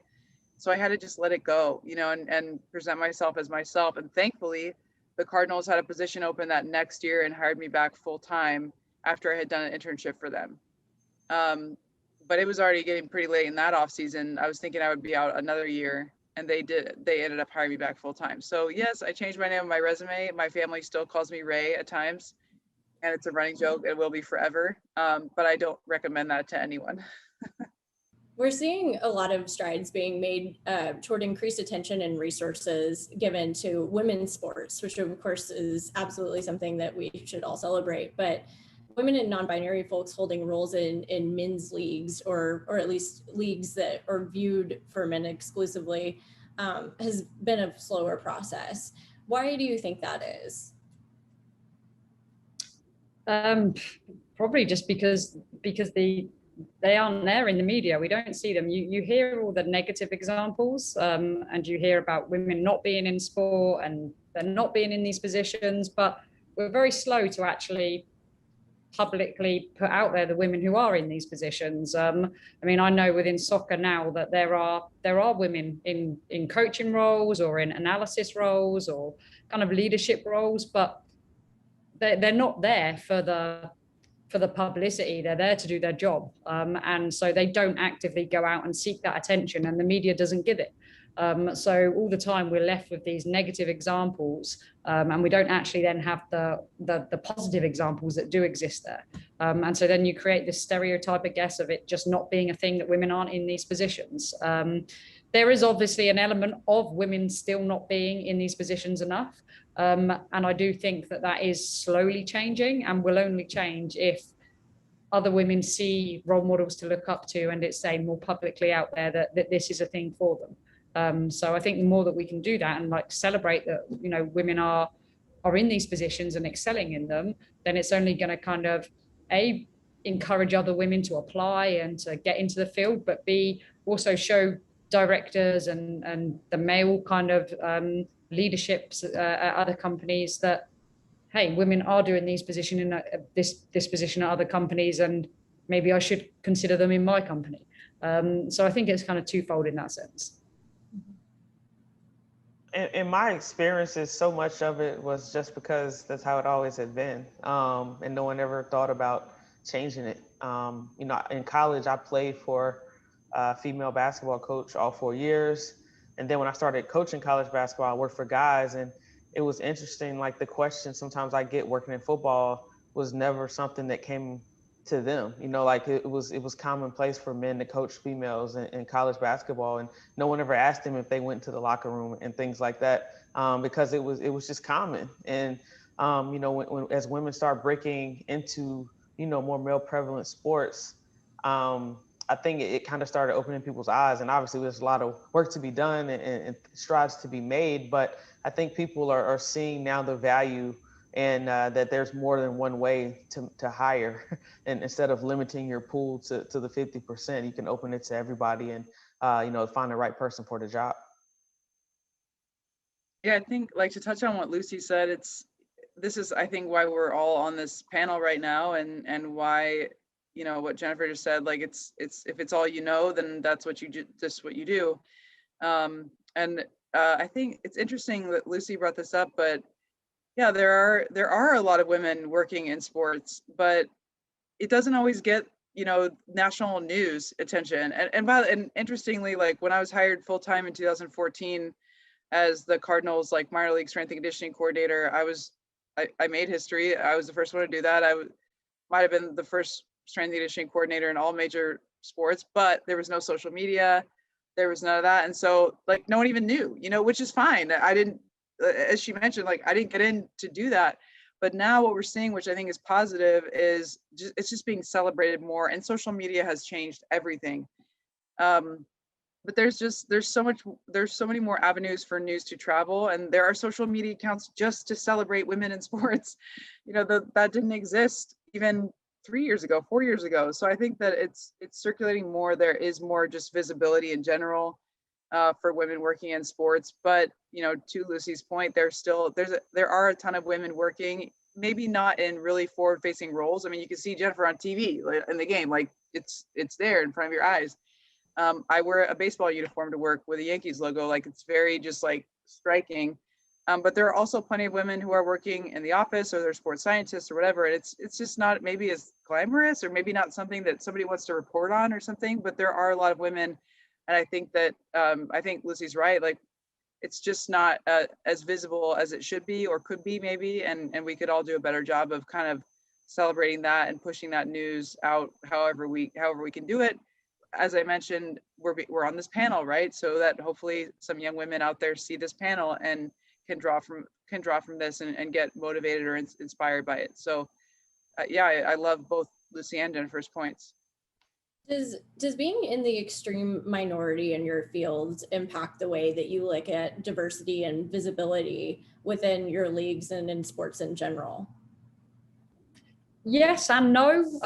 It's never something that I've specifically gone out my way to really look at, but it certainly does when you're in that position. Sometimes you're then made aware of like the differences and the diversities that are or aren't in those roles. So it's nothing that I go out my way to look for, but I think you can't miss it to a certain extent, where you're in positions and you are surprised when you see another woman in the building, and suddenly you're like, oh, like, and that then brings it home that like, wow, there really is, it really is a minute proportion of us that are in this position.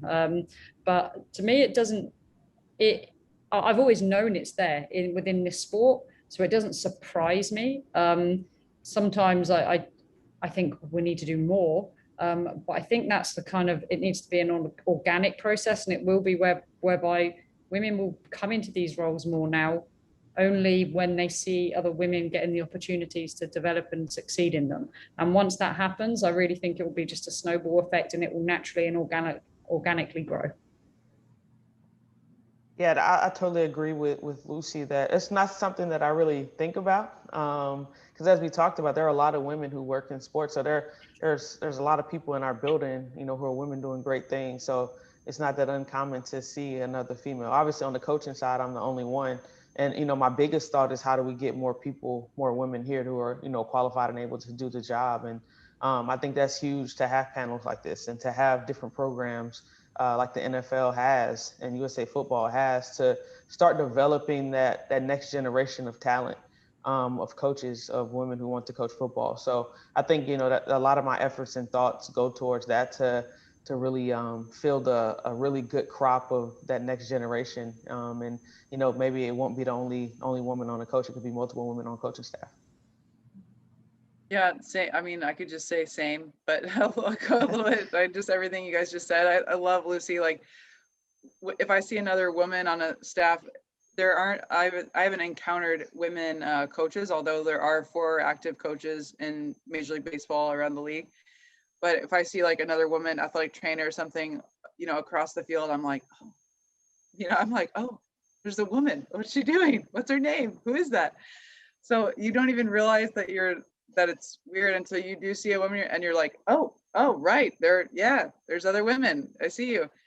And then you realize how it is, lonely or different, or you're the only one because you see the other woman. But every day walking around, sometimes I just forget, it's just, we're just doing our jobs and living our lives. But again, echoing what they both said, it's like, I do have a different perspective on diversity, and almost every person you talk to will say, well, I just love what you're doing. We need more women in sports. And I stop and I say, we want to reframe this and say, we don't need more women in sports. We need more women who are qualified and who want to work in sports and have that desire to do that. And where does that start? And I think for all of us, it started with playing the sport and really playing it at a high level, or playing sports in a high level in general. And that takes time, and it's that organic approach, which nobody wants to hear. Everyone wants to hear, well, we're going to run this diversity program, we're going to hire more women. And then you end up getting someone who maybe isn't committed to the field, doesn't stay around very long, or just isn't qualified, period. And it's not a popular thing to say, right? It's not that I'm against hiring women, but I also want to give anyone who does enter the game the best chance to succeed in that role and to advance. And that means they should be well qualified to do the job. So I don't want to just hire any woman. I want women to have the desire to do it and to get the qualifications to get the job, even if that's an entry-level internship. So I think that it has to be organic in order for it to be long-lasting change. And if we simply say, well, we're going to increase diversity and find women, you likely are going to find 1 or 2 women that apply for the job. And that unfortunately means that those 1 or 2 candidates out of several hundred that might apply for a coaching job won't be the qualified ones just by sheer numbers. So it's a tricky answer. And I think that it's probably a unpopular answer to say, no, I'd rather have it happen from the grassroots level, even though that's going to take a lot longer to see an increase in the percentage of women coaches that we have. That's fine. We'd rather have long-lasting quality change than, the quick diversity hire for the publicity or whatever. And then where does that really go in the long term? Yeah, it's tackling, the root of the problem and getting to that's going to be a permanent solve rather than kind of a Band-Aid for a numbers game or anything like that. I think there's a lot of focus, and I think it's mostly hypothetical focus, if not completely hypothetical, on how women coaching or managing men would be at an inherent disadvantage. And y'all have kind of touched on this a little bit throughout our conversation. But I'm curious what you think the advantages are to being a woman, if it changes your view or approach for the positive. Is there anything within your job that you feel like that you might be able to view differently or do differently because you're seeing it through a different lens than maybe a man would? No, I'd say not. Maybe women are a little bit more, what's the word? I don't want to say emotional, but sensitive to certain subjects. And I think that can be a help in certain, like maybe in physiotherapy or recovery, where you're treating somebody. I think being able to tap into that side of things can be quite helpful, because men typically are closed and can be colder, and it's difficult to maybe talk about your emotions. And I think maybe having a woman there can be an option to some people, as like, that's someone I can talk to more. That's something I've experienced, I think, with players, whereby they've seen me in the past as kind of like a better option to speak to than maybe one of my male counterparts, because I'm a woman, probably maybe a little bit more understanding, or maybe on ear for it more. But that would be the only thing. I think my qualities and my abilities are comparable to a man's in kind of every facet, because of how I've studied and how I've worked and how I've applied myself. So I don't really think there are anything standout that I would say puts me above or below kind of a guy in that respect. I think, diversity on staff is so important to me. When I was a head coach, that was my thing. I didn't want, other assistants who were like me. I wanted to bring all perspectives, all types of experience. And I think, on the football side, that's something that's beginning to happen. Staffs are becoming so diverse as far as, age and women and just everything. I think that's important, because that represents the team and the people that you're coaching, because everyone's not the same. And, for me personally, I think, working in football, all of my guys, they have moms, they have aunts, they have sisters. And sometimes that it has helped build relationships with people just because I feel like sometimes we're chatting and all of a sudden it's like, why are they telling me this? But it's just a level of comfort that they have. And ultimately that helps me as a coach because we have a stronger relationship. I know things about them, on a personal level that helps because they trust me and I trust them. And, when it comes to coaching and on the field, I think that level of trust definitely helps with the coaching side of things as well. Yeah, I agree with Jennifer. In baseball, there's a large Latin American population. And so we have like over 50% of our players in the organization are Latin American. And people always ask about those players specifically. Well, how do the Latin players interact with you? But people forget that the most important person in those people's life usually is their mother or their grandmother. And I think there is an advantage for me personally in my situation. Just like Jennifer said, they have sisters, they have aunts, they have moms. Like they call me mom a lot of times, and that's great. So I think there is a little bit of advantage sometimes to go along with other things that might be challenges. But yeah, there's definitely those moments where I feel like I can put my arm around somebody maybe a little bit easier than a male coach might be able to, and that obviously helps build trust and let them know that they can be vulnerable around you, as Jennifer mentioned. So the U.S. women's national team are back in the news after they filed an appeal on their equal pay lawsuit and the Olympics, but we've certainly heard a lot about the disparities that women's leagues across sports have faced. And, I'm thinking about the women's locker rooms at the NCAA finals. So how do we, as we get more women into all facets of sports, into all leagues, how do we safeguard against those inequities repeating themselves with coaching or management positions? Yeah, it's a fine line, or it has been a fine line. I think it's changing a lot now, but when I first got in 2012, I wasn't asking for anything. I wasn't asking for it. Whatever they gave me, I took it. Whatever they told me wherever they told me to change, I did it. And it just was the times, and that's changed. And it's simple, very simple things like just this year for the first time ever when I was selected to be a coach at the MLB Futures game, and I actually asked for them to make a women's uniform. And I would have never asked for that, never, before. And it's just times have changed, and maybe it's me getting into my career a little further, but we do have to ask for these things up front for two reasons. One, and I think maybe I'll just say one main reason is they don't think about this stuff. They just don't think about it. They don't know what we struggle with or what makes us comfortable or uncomfortable or whatever. And they can make guesses, of course, like you should have your own changing room and it should be equal to the men. Sure, they can make guesses, but when I said, can you make me a women's uniform? The guy very politely said, oh my God, I'm so glad you told me that. I would have never even thought. So I think just literally creating awareness when you come to a place, which is really hard when you're new to a job. You don't want to be the person who's asking for a list of 10 things, but you have to get over that uncomfortable, hump and just ask for it. And what's surprising is the reaction was like, oh my God, thank you so much for telling me that, as opposed to, no, we're not going to do that. It's just this cringe. When I asked for it, I was like a cringe face. And the response was great. So I think that we just have to learn to speak up and ask for things to kind of mitigate some of those things. And the last thing, and I'll pass it off, is the equal pay thing is interesting because I've never experienced, to my knowledge, of course, getting paid less than men. I think I'm paid extremely fairly. But I want to shout this out at the top of my lungs for any woman who might be listening to this is counter offer. Like equal pay, yes, but businesses aren't going to offer you the money that you're worth ever, man or woman. So what we also find is, I don't know the statistics on this, but men are more likely to counteroffer than women by a long shot, right?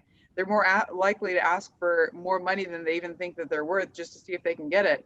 And I've also subscribed to that, tactic, and it's worked out well for me. And I just want to shout it at the top of my lungs: equal pay, yes, but also counter offer, please. So do your part to make sure that you're getting what you're worth as well. While of course businesses should be paying men and women equally. Yeah, I'd agree with you. I'd agree with the equal pay thing. I like.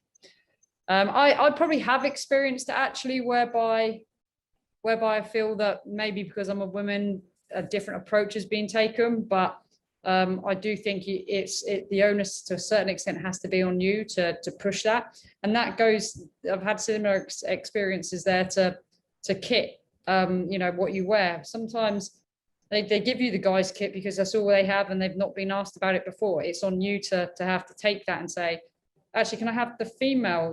Can I get some female clothes? Because it just doesn't cross their mind, a guy's mind. So I think the onus has to be on you a little bit, especially with the pay thing. And unless you drive that, say no company, male or female, is going to try and offer you more money for the sake of it. So I do agree with that.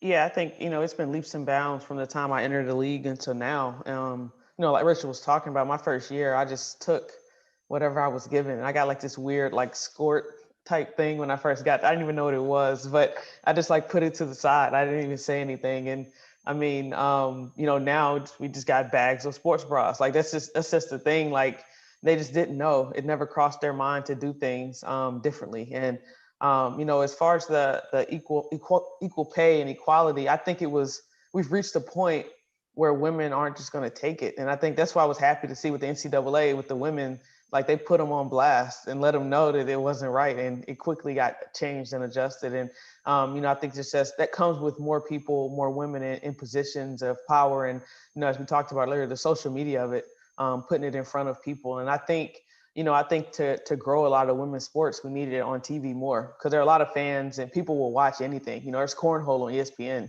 and people watch it. And, with TV contracts more for women's sports, I think the popularity will grow even more. Jennifer, I know that you've participated in the NFL Women's Career and Football Forum, and that's where you first connected with Ron Rivera, who you went on to work with the Panthers and now in Washington.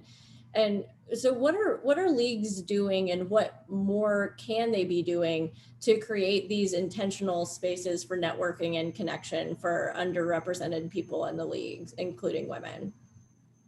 I can only speak for the NFL just because I participated in that program, but it's amazing what they do and how they identify, the qualified people to invite. And essentially it's held at the combine, so everyone's there already.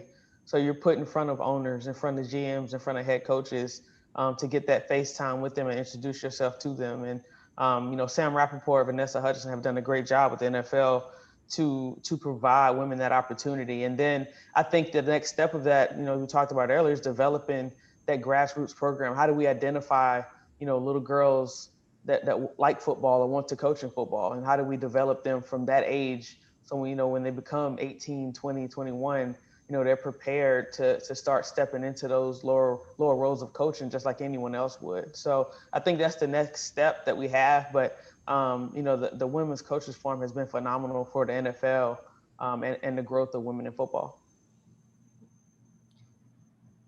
So I know that the three of you have talked about the importance of representation. Have you heard from young girls about what your roles in your respective leagues mean to them? And how do you reach back and make sure that though you may be the first, you won't be the last? Yeah, I will go first with that. Social media is the way. And I think it's just, social media gets a bad rap for plenty of good reasons, actually, probably, but also it's just, I always try to be accessible, and I really try, even though I know I don't succeed in all this, is I try to respond to every young girl that reaches out to me, and also every dad, because a lot of dads reach out. But even if it's just a small message or like a few words, I think it means a lot to them. And now it's to the point where I just was on another panel a few weeks ago, and a young woman was on the panel, and she said, "I'd like to say thank you. You talked to me when I was 16, and now I'm graduating from college, and like it's meant to." And I just think like, oh, thank God, because I never know where they're going to end up. Even if it's a 12-year-old that reaches out to me on Instagram, I want to reply to her because it could mean a lot. And so I try to do my best through social media. And like, I never thought I'd say this, but I'm on TikTok. I can't believe it. But I said, I'll never get on TikTok, but like all the 10-year-olds to 15-year-olds are on TikTok. So if that's where they are, then I'll just be available there and present there as much as I have time for, which is very little at this point. But yeah, just being accessible. I think Lucy said in the beginning is they don't see it enough, you know, and obviously there's some press here or there that goes out, but that only reaches some people. And by the way, it only reaches people who are my parents' age. You know, there ain't nobody watching, no 10-year-olds watching Good Morning America, even though I'm glad some bunch of 60-year-old women know that I'm coaching for the Yankees, but no 15-year-olds watching Good Morning America. So they're on TikTok. So I just try to be, you know, while the media covers some of it, I try to myself have a presence there and respond to as many as I can. Yeah, social media has been big. I mean, I still get letters and things like that, but social media is the easiest, quickest way to connect with people. So I get messages there, and I try to respond. You know, as she talked about, you never know what kind of message is going to impact someone. So I think that's super important. And for us, just because there's so few women actually coaching in the NFL, you know, it's super important for us to do a good job and to talk to these young women, because you never know who's on deck. And I try to have a few mentees now who are in college, who are, you know, graduate assistants and want to get into higher levels of football. And we talk all the time. Sometimes we get into higher level talks about football, which is awesome. You know, you never get to chat with another female about outside zone, you know, or whatever, different pass scheme. So I think the future is definitely bright, but I think it's awesome to be able to connect with them. Yeah, and I'll just echo what the guys have said there in terms of availability and just making yourself present to them, because a little can go a long way, and just to be able to inspire someone and give them the confidence that to know that something is out there for them, I think is big, and that's where we need to put ourselves out there a little bit and help women in our situation, or women in, you know, in who have our aspirations. So that's similar to me and what I try to do too.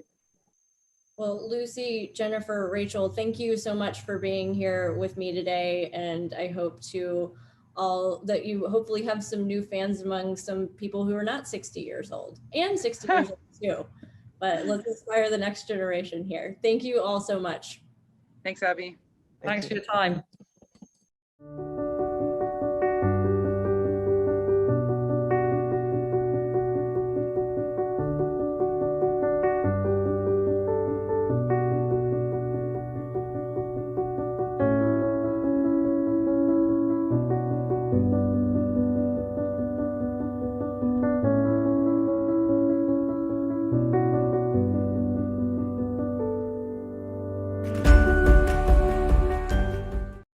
Thank you so much, Lucy, Jennifer, Rachel, and Abby. Now, are you ready for Julian Baker? I'm so excited to introduce this incredible singer-songwriter here today to perform the title track from her 2015 breakout album, Sprained Ankle. Hello, everyone. My name is Julian Baker. First of all, I just wanted to thank the 19th for inviting me to be a part of this program for this incredible summit that they've put together. So thank you. And specifically for asking me to come and perform, honoring the athletes that they will be speaking with and about during this program. I'm really flattered, and it's my pleasure, so thank you. I was never an athlete as a child, in early childhood or young adulthood. Maybe I would have liked to have been, or could have been, but as with so many other things, there were doors closed to me early because I was a woman, or because I was queer, or because there was something not heteronormative about me, or I was othered in some different way. But as I've engaged with and followed sports and athletics, and especially at this time in my life, I have had such like a renewed appreciation for the people doing work in a field that's so different from my own, but that is so valuable. And just seeing the examples of the U.S. women's national team advocating for fair and equal pay compared to their male counterparts, and the Atlanta Dream women's national basketball team being so open and so vocal about the struggle for racial justice on and off the court. I don't know. I'm empowered and encouraged by seeing these people work towards constructing a more equitable future for younger queer people like themselves and younger women like themselves. So thank you. I'm going to play you a song called Sprained Ankle. It's about a common enough injury, but when I was a kid and I had no athletic experience, I thought that the way you got over an injury was to just keep walking on it or keep playing on it or running on it until it went away and ignore and not address the pain. And I also, unfortunately, used that as a template for my emotional health. And when I started long distance running to deal with anxiety, I found out, no, dummy, you have to rest and take time and be kind to yourself and listen to your body. And that's true of the emotional world as well. So in the spirit of showing perseverance in difficult circumstances, but knowing when to be kind and be patient with yourself, yeah, I'm sure that's something we can take into all pursuits, physical and emotional, mental, social. But that's probably enough. I'm gonna play y'all a song. It's called Sprained Ankle.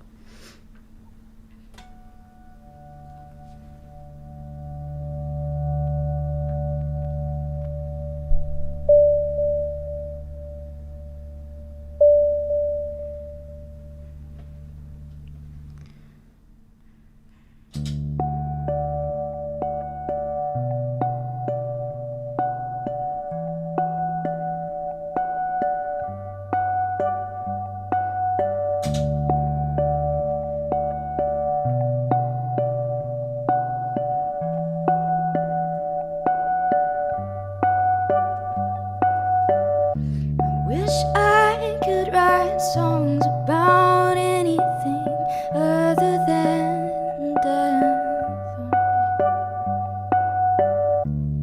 But I can't go to bed without drawing a red, shaving off breaths. Each one so heavy, each one so cumbersome, each one a lead weight hanging between my lungs, spilling my guts, sweat on a microphone, breaking my voice. Whenever I'm alone with you, can talk, but isn't this weather nice? Are you okay? Should I go somewhere else and hide my face? A sprinter burning away, a marathon runner, my ankles are sprained.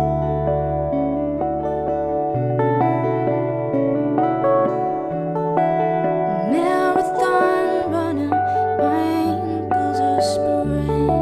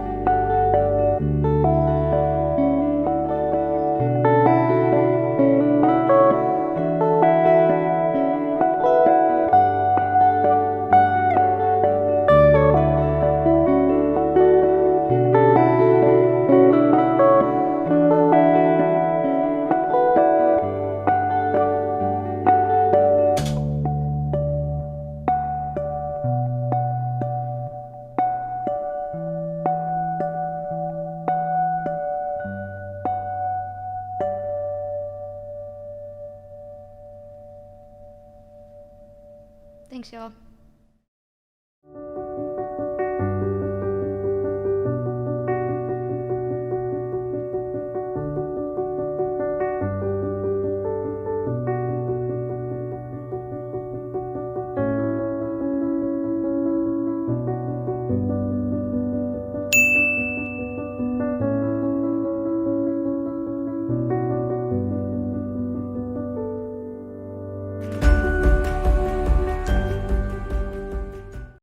a beautiful message and performance. Thank you, Julian.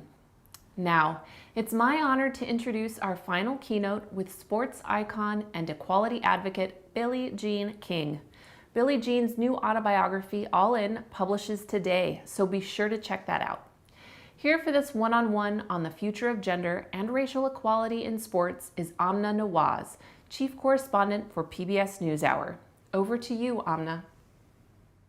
Billie Jean King, it's an honor and a privilege to be in conversation with you. Thank you so much for making the time. Thank you for having me. Thank you for including sports. The 19th Summit, thank you, because a lot of times we're left out. So I really appreciate it. And I know a lot of women throughout the world appreciate it. Well, we're going to talk about sports and a lot more than just sports. But I do want to begin with your book, because you have a new book that's out now. It's called All In, and it is an autobiography. And you've published autobiographies before. So I'm wondering what's different about this one. Why this one and why now? Well, this is very different because probably the last one where I really was there, it was in the 70s with Kim Chapin. And I thought I've lived a lot of life since the 70s. So I definitely wanted to do one, and people keep bugging me through the years. So I probably did it because people kept asking me. And also they want, they go, your legacy, we want to have your records, we want to have this, we want to have that, and your journey. So it's taken over 4 years to do it. I've spent an amazing amount of time on it. In fact, I stopped reading everything else, which is, I love reading, and I seem like they put that on the shelf as far as getting it done. But I had a lot of help. We did a ton of research, and I hope this book maybe will touch somebody's hearts and minds to make a difference in their lives, and then also understand history, because I think the more you know about history, the more you know about yourself. And most importantly, what it does, though, it helps us shape the future. And I think that's why I love history so much. I love history. And as a child, when I took up tennis, it's my last sport. I played team sports my whole life. Of course, this is 10 and 11, but I just loved the history. I mean, I knew all the champions. I knew the history of tennis. I knew everything. And I think it helped me as far as being chosen as the leader when I was around to change our sport, because I did know the history. Let me ask you about some of the personal history you include in this book, because there's some really intimate stuff in there. You really do dig deep and reflect back on, I think it's fair to say, some of the toughest parts of your career and your life over the years. What was it like all these years later at this stage of life to look back at some of those moments today? It was very difficult. And also I went in and did the audio for the book, and that I realized how tough it was. I had to stop at times because I was crying. And then other times it was exhilarating. But I think as far as my sexuality, as far as, I have an eating, I'm a binge eater. I've had an eating disorder. I'm one of those. Every day I wake up, I have an eating disorder, just like someone who's an alcoholic will say I'm an alcoholic. It's the same thing. And so I think that may be of help to people out there. And just the journey itself. I mean, it's been a long one, but life has gone by very quickly. But I just hope it'll help others and enlighten others, and maybe give them some courage to take care of themselves, be their authentic self. It's, everyone's got their journey. And of course, even right now with mental health being so right there in the headlines, I think this book fits as well. One of the stories you told specifically in the book is about the moment in which you did not get to control the narrative about your sexuality. You were outed against your will and not on your timeline. And you talk about the hit it took on your career. You lost endorsements. You really hit a low point personally and professionally at that moment. And I wonder how you look at some of the more recent moments in which professional athletes, men in particular, Carl Nassib, I'm thinking of in the NFL, who became the first active NFL player to come out and share that he is gay publicly, and him saying in a video, I really hope we reach a day when these videos aren't even necessary. Do you think those videos are still necessary, and why? Oh, they definitely are. I mean, how many gay men in sports have come out? Not very many. And it's such a culture macho and machoism, I call it. It's really difficult on them because you have to look at the culture, you have to look at the locker room, you have to look at, teams have to stick together, and there's all these biases and homophobia that just prevails through, because each person, comes from a family, and you never know what they think and feel, and they just don't think it's tough. They think you're a wimp, and all these different things that go on. So I just think it's really important for the male athletes to come out. It's very interesting through the years in press conferences and media conferences, where women were always asked about our sexuality. Men never were. But you have to remember that 95% of the media is controlled by men. It's mostly men sports writers that you're talking to, not women. So that does make a difference in the atmosphere and in the culture. Is that true though? You were always asked about it? Other women were always asked about it? The women are asked questions they would never ask the guys because they're a guy. So they're not going to embarrass the guy. They understand there's that same gender thing that goes on. So no, I think women had it tougher, but I think we were stronger in some ways because more of us have come out. And I think a lot of people think women are more forgiving in that area. I don't know if I think that or not. I mean, I grew up with a brother and a great dad.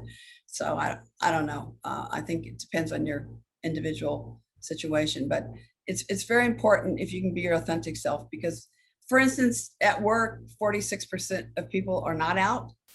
And it really makes a difference. You don't work to your capacity. You don't live a full life. It's horrible when you have to measure your words. It's really important to find yourself, be your authentic self, whatever that may be. And sometimes it's a long journey for some people, and others it's a short journey. And our truth can keep changing through a lifetime. I mean, my truth did. I thought I was straight when I first was growing up, and married to a male, and to Larry, and who was fantastic, a real feminist actually. And then started to realize that, oh boy, I've got a challenge here because I'm attracted to women as well. And I'm like, oh wow. So that was a really hard thing because, I love Larry so much. So, and now I'm with Ilana Kloss, who is a great tennis player, #1 in the world in doubles, and from South Africa. And we've had a great life so far, but it's been it's in the book. It's in the book all in, and people can read that. You mentioned the mental health challenges over the years that I'm curious at the time if you even recognized them as mental health challenges over the years. And at the time you were competing and going through all this, because of course now we're all talking about it because of people like Naomi Osaka and Simone Biles. So I'm really curious how you, who've competed at the highest levels of your sport, what that pressure is, what that spotlight is like. How are you viewing these young women coming forward now and saying we need to be better about protecting our own well-being and mental health? Well, they do need to, but I think this is where social media has been really helpful. That today young people think it's great to talk about everything, which I like. And I think it helps them feel maybe not alone, although more young people feel alone right now. And I think it's maybe because of COVID as well. It's more isolated. It's been difficult. But I think it's good that Naomi spoke up. I think Simone speaking up. Of course, gymnastics has had their challenges, but with the Dr. Nassar and being abusive. And we just have to get rid of abuse. But also the athletes have to stand up and just say like it is, because it's important to be heard. And we need to talk about it. We need to bring it forward and be upfront because it is a huge part of us. And I think of it more as emotional. And I think it's so important to go to therapy. I've gone to therapy for years. And it made such a difference in my life. If you have a good therapist, it's just makes, they're such an ally. They're smart, they're trained, and they do help. They help me so much. And I really recommend, if you get the right therapist, to get therapy and reach out if you can. And I know that's also an economic challenge for people, but they do try to accommodate people that don't have as much money. Most therapists I've talked to always try to accommodate. You mentioned, of course, Simone Biles is on top of being a woman of color in a mostly white sport and competing at that level. She's also a sexual assault survivor. So there's a number of unique challenges for every one of these athletes. But I'm really curious what you thought after Djokovic quoted you. He cited your previous book title, which was Pressure is a Privilege, when he was asked about how to handle that kind of pressure and competing, and this whole conversation around mental toughness versus mental wellness. I'm just curious what you thought when you heard him say that. Well, I get a chuckle because pressures a privilege I actually came up with at a Fed Cup match with Lindsay Davenport, who was 4 times #1 in the world. And she was panicking and had to play a match against somebody from Spain, Arantxa Sanchez Vicario. She's looking at me like, help, help. You know, she was this was just in practice. And I looked at her and this just popped out. I said, pressure's a privilege, Lindsay, and champions adjust. And she goes, oh, I like that. So it just reversed her whole mentality. But I think we need to talk about emotional, because mental is what you think. Emotional is what you feel. And I always separate that when I'm coaching players or athletes, that to really take a look at it. But I always have embraced pressure. I like it. My brother likes it, but I think a lot of it is because my parents gave us space and time. They didn't care if we're any good. They never asked us if we won. But as a child, I just love it. I used to dream about being on center court at Wimbledon, for instance, and being, you know, down match point and finding a way to win and visualizing everything. So it's like, I think I'm going to be talking to the best girls in the United States, 16 and under and 18 and under. And I've been thinking about this. How can we talk about this? I think if you think about it, it's what happens off the field more, or the court or whatever, that it makes it tough. But if we're going to be a professional athlete, if we're going to want to be center stage where the world's watching, I hope they will embrace this. But I think to separate the mental and emotional is really important when I talk to players. And I'm going to say that, okay, mental is what I think, like how I'm going to play cross court, down the line, but emotional is what I feel. And another thing, it's really important to own your feelings. I remember playing in a match where I finally said to myself, I am so nervous, I cannot breathe. And as soon as I said that and took ownership, everything was diffused. So I hope that'll help. But if you get abused, and that's not the pressure of, you know, performing, that's a whole nother, I mean, that is horrible. That is, abuse is something that lives with you forever, and you have to deal with it, and you have to get help.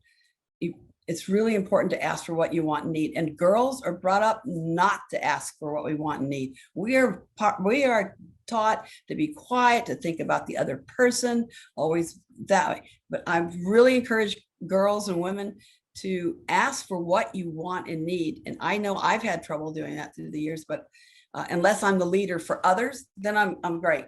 But just for myself, difficult. So I just would want all of us to think about, ask for what we want and need. It's okay. And don't be happy with the crumbs. Girls are supposed to be thrilled with the crumbs. No, no, no. We deserve the cake, the icing, and the cherry on top, just like anybody else. Everyone deserves to have the best that life has to offer. So we need to also follow the money. We need to understand money, and girls are not. We're always taught not to worry about the money, always give back, always get in nonprofits, always giving. And no, men are taught to follow the money. We need to follow the money too. I want to ask you more about money, because it's a huge conversation around the disparity in sports today. But I'm really curious, as you talk about this generation of athletes who are very comfortable, or more comfortable, you should say, in being courageous in that way and asking for what they want and saying what they need out loud and stepping back from the sport for their own well-being. When you think back to moments that you felt that pressure or anxiety, what do you think you would have said or done differently if you'd had that same freedom? I would have gotten help. I would have asked for help. I was scared because also our tour had just started back in 1971. And when I was going through all my challenges, the one thing the people who were running the tour said, that don't talk about anything like this, because if you do, we won't have a tour. So I wasn't just I had to think about somebody besides myself. But most of the time, I think it's really important to reach out and ask for help. And also, I think it's good that they're speaking up and making it something we need to talk about with each other and to face together. So I'm curious, have you been watching the Olympics? The Olympics are just behind us now. Yeah. Oh, the Olympics. What have you been watching? What time am I staying up till? I'm watching everything. I'm flipping over the 5 different channels. I'm like crazed, and I'm watching the women's volleyball the other night because I know Karch, the coach of the team, and I talked to the team like over a year ago. And and then I watched all the tennis. Now I'm curious, is Billie Jean like an active? Are you screaming at the TV as you watch? I am terrible. I'm like, are you kidding? I'm like, I'm going crazy. No, and I was watching swimming. I watch sports I don't know anything about. I love badminton, table tennis, anything with a racket because I understand it a little bit better. But I love the soccer. I love basketball. I grew up in team sports. I think you played team sports too, Amna, right? Yes, I did. Yeah. What'd you play? I played field hockey and lacrosse. Yeah. So you understand what we're talking about. So I wish women's field hockey was huge because men's field hockey, I think, could be the 2nd or 3rd most watched sport in the world, which everybody Is that right? That I did not know. Goes, are you kidding? No, if you look it up, I think tennis is the 4th biggest as far as watched, and soccer, of course, is bigger, or football, depending on which country I'm in. People from the UK, if you're watching, or from Europe or Australia, football or whatever. And then you got Aussie rules football when you're down in Australia. And the women's cricket's unbelievable. It's going well. Yeah, I'm here for raising the profile for women's field hockey, whatever I can do to help that. But I'm curious, as you're watching soccer too, women's soccer is now at the center of this battle that you have been leading the way on for decades, which is equal pay. And you were fighting for it in your early career, back when the prize money was just vastly different for men and women. Even today, when you look at the numbers, the gap is staggering across the sport. So 4 decades later, why are we still not there yet? What will it take? We are so late in the marketplace. If you look at men's sports, most of them are over 100 years old, at least 150 years old sometimes. Okay, so women are coming to the party late. And anytime you're second in the marketplace, it's going to be a long haul. Also, women, people have never thought of us as athletes, really. They always think it was a guy's thing. But I'm going to tell a story I think that might help all women's sports. First of all, 40% of professional sports are women, but we only get 4% of the media. So that tells you nobody knows our story. And the one thing people love in the Olympics try to do is tell the backstories. And people love stories, particularly women like stories even more than the guys. So I started tennis. It was the last sport I tried. A friend asked me to play. I'd never heard of it. When I got into it, it was an amateur sport, which drove me crazy because I grew up around MLB, baseball, American football, basketball. I love basketball as our first love. I don't know, some of you may know that my younger brother was a professional baseball player for 12 years, played most of his years with the Giants. So he and I grew up around sports. My dad was a really great jock and he played basketball. But the point is that when I got into tennis, I couldn't stand it because it was amateur. And I always, to me, a pro equals you're good, really good athlete, and an amateur means it's a hobby. So I fought hard for professional tennis, but when we got professional tennis, what happened, and my former husband, Larry, told me this would happen. He said, if tennis gets professional, the men will try to get rid of you. I said, no, they won't. They're my friends. They're fantastic. I'm not going to name any names, but I really had very close friendships with a lot of the men. We go out dancing, we eat together, all that. And he says, no, I'm telling you, they won't. And I said, and guess what? Larry was completely right, and I was completely wrong. So let the games begin. So we went and talked to Gladys Hellman, who is a publisher of World Tennis Magazine, and there were 9 of us, called the Original 9, signed a $1 contract with her. And here are the 3 things we're willing to do. We had a long talk about this because I told the women, I said, if you think you're going to make a lot of money, if you think you're going to get a lot of applause, we're going to get a lot of applause, etc., don't do this. I was trying to be really telling all the risks. But here's the 3 things we decided on. We were willing to give up our careers. And these are the 3 things. that any girl in this world, if she's good enough, would finally have a place to compete. Number two, that she'd be appreciated for her accomplishments, not only her looks. And number three, the most important thing was to be able to make a living. And that's why we are the leaders in women's sports today.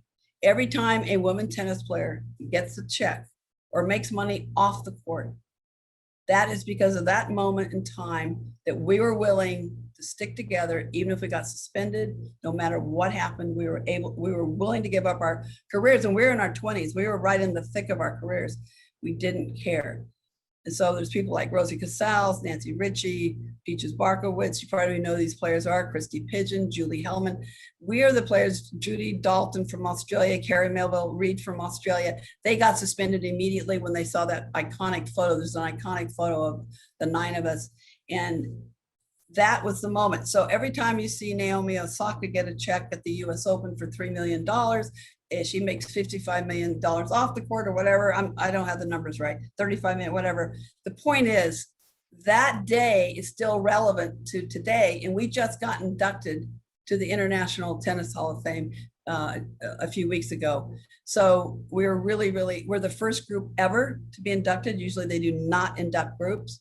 And we got to see each other. 7 of us showed up. So I was so happy. And we're all still alive.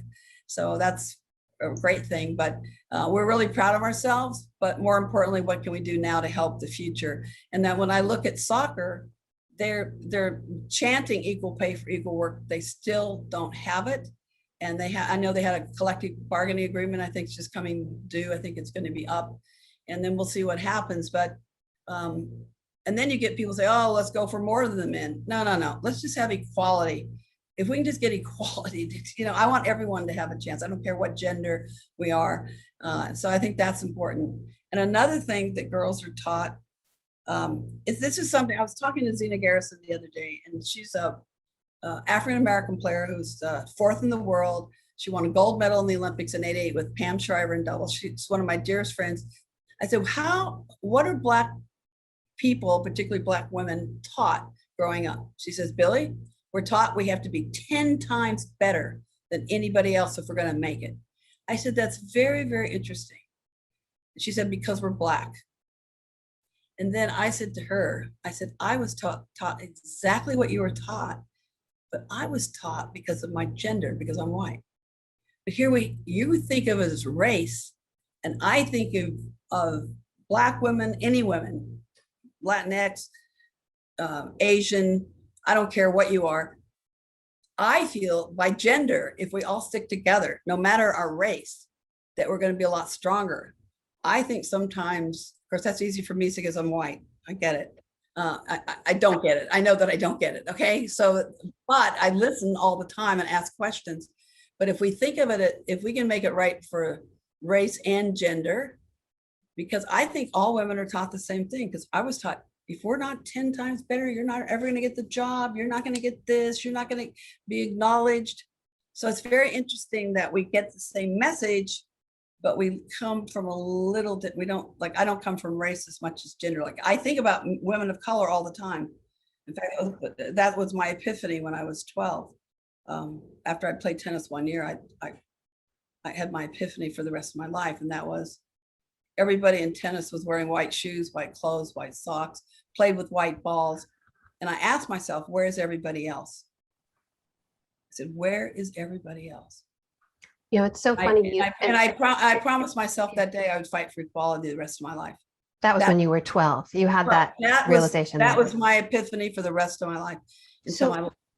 I'm really curious because it took that moment for you to realize if someone's going to make the change, I'm going to have to be a part of it. I'm going to have to fight and agitate and mobilize along the way. And it's interesting you mentioned Zena Garrison because I interviewed her recently after Naomi Osaka decided to pull back and not do the press conferences and not compete to protect herself. And we landed on this idea that we have to remember Naomi Osaka was one of the few Black women out there alone with all the pressure and spotlight. She was also wearing masks in very high profile situations with the names of Black victims of police killings. She was activating and mobilizing and agitating in her own way. And it strikes me when you look at the landscape, there's a lot of women leading the way, women athletes leading the way when it comes to social justice and racial justice in America. I think arguably the WNBA, just as a league, has been leading the way. What do you think it is about women in particular at that level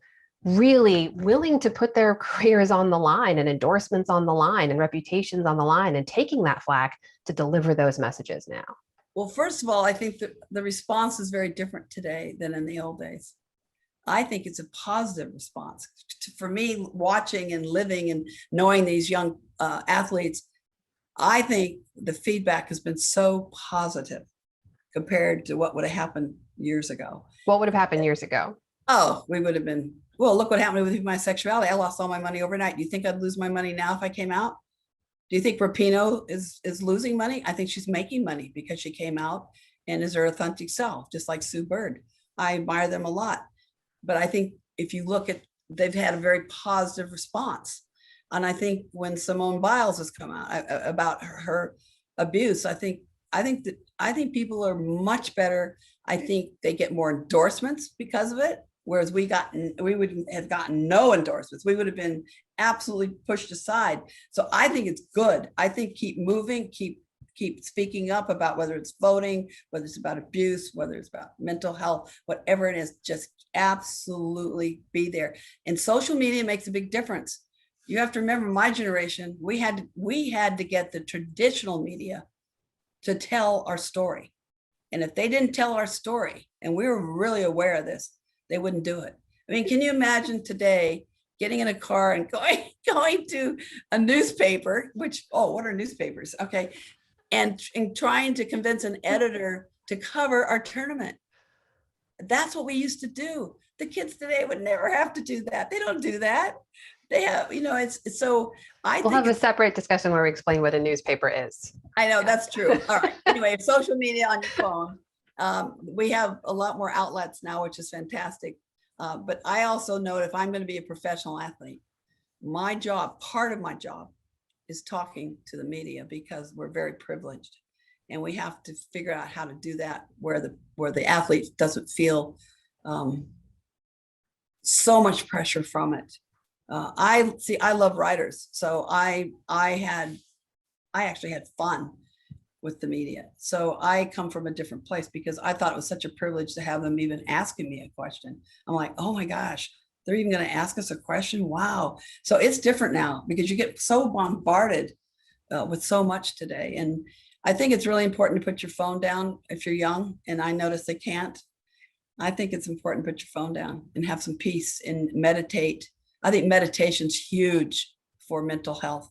I think it's just, you have a gap of nothingness. We all need that rest, our minds to rest. Do you meditate regularly? Yeah, I do meditate. I'm big on meditation. And I used to, everything I do is visualization for me.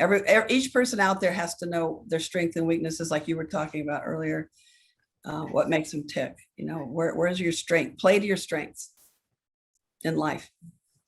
So I have to ask you about politics, and I apologize only because I should mention the last time you and I got to talk was during 2016 election coverage, and you were a big Hillary Clinton supporter. Yes. We actually shared a couch on election night when you were part of coverage for the network I was at then. And I remember you said then, it is amazing. This is 2016. You said, it's amazing. We haven't had a woman president yet. So I'm curious now in 2021, do you think we will have a woman president in your lifetime?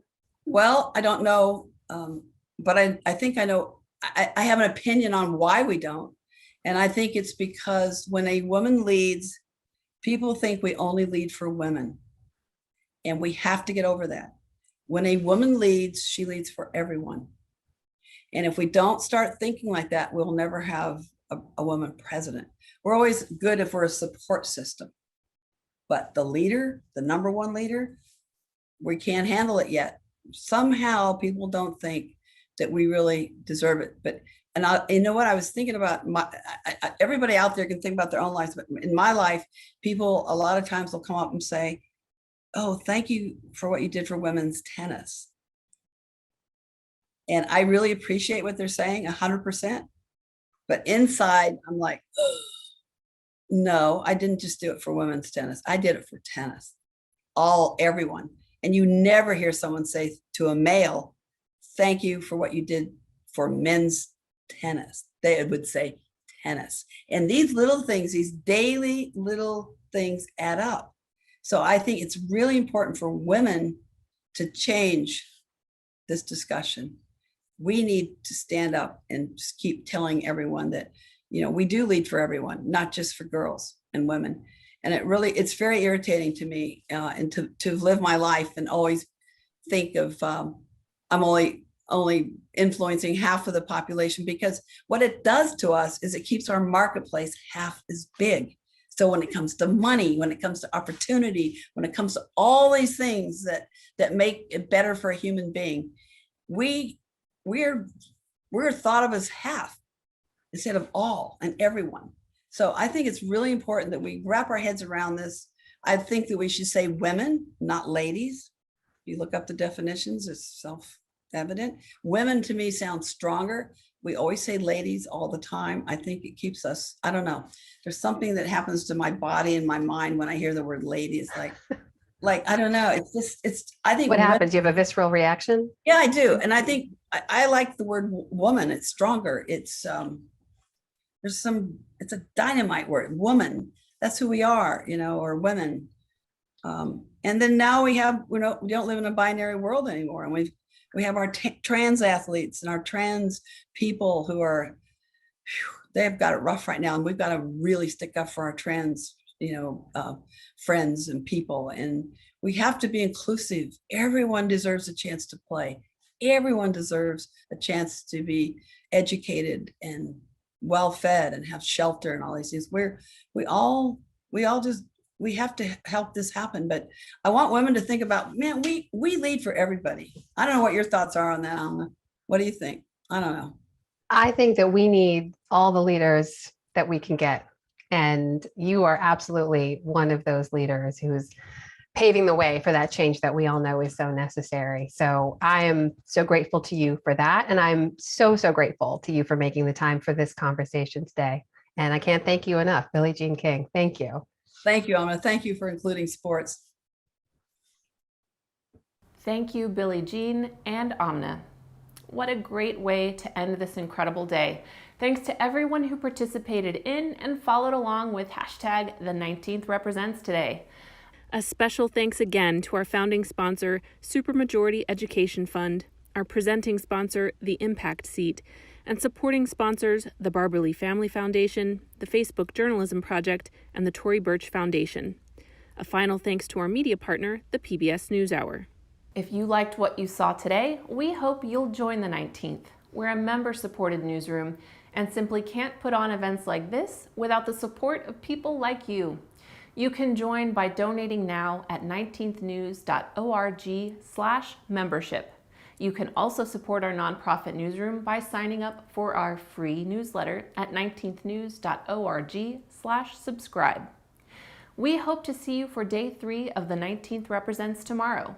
We'll hear from Secretary of Commerce Gina M. Raimondo, influential labor leaders, the CEOs of Bumble and the Honey Pot, and cutting-edge philanthropists who are transforming the business world. See you then.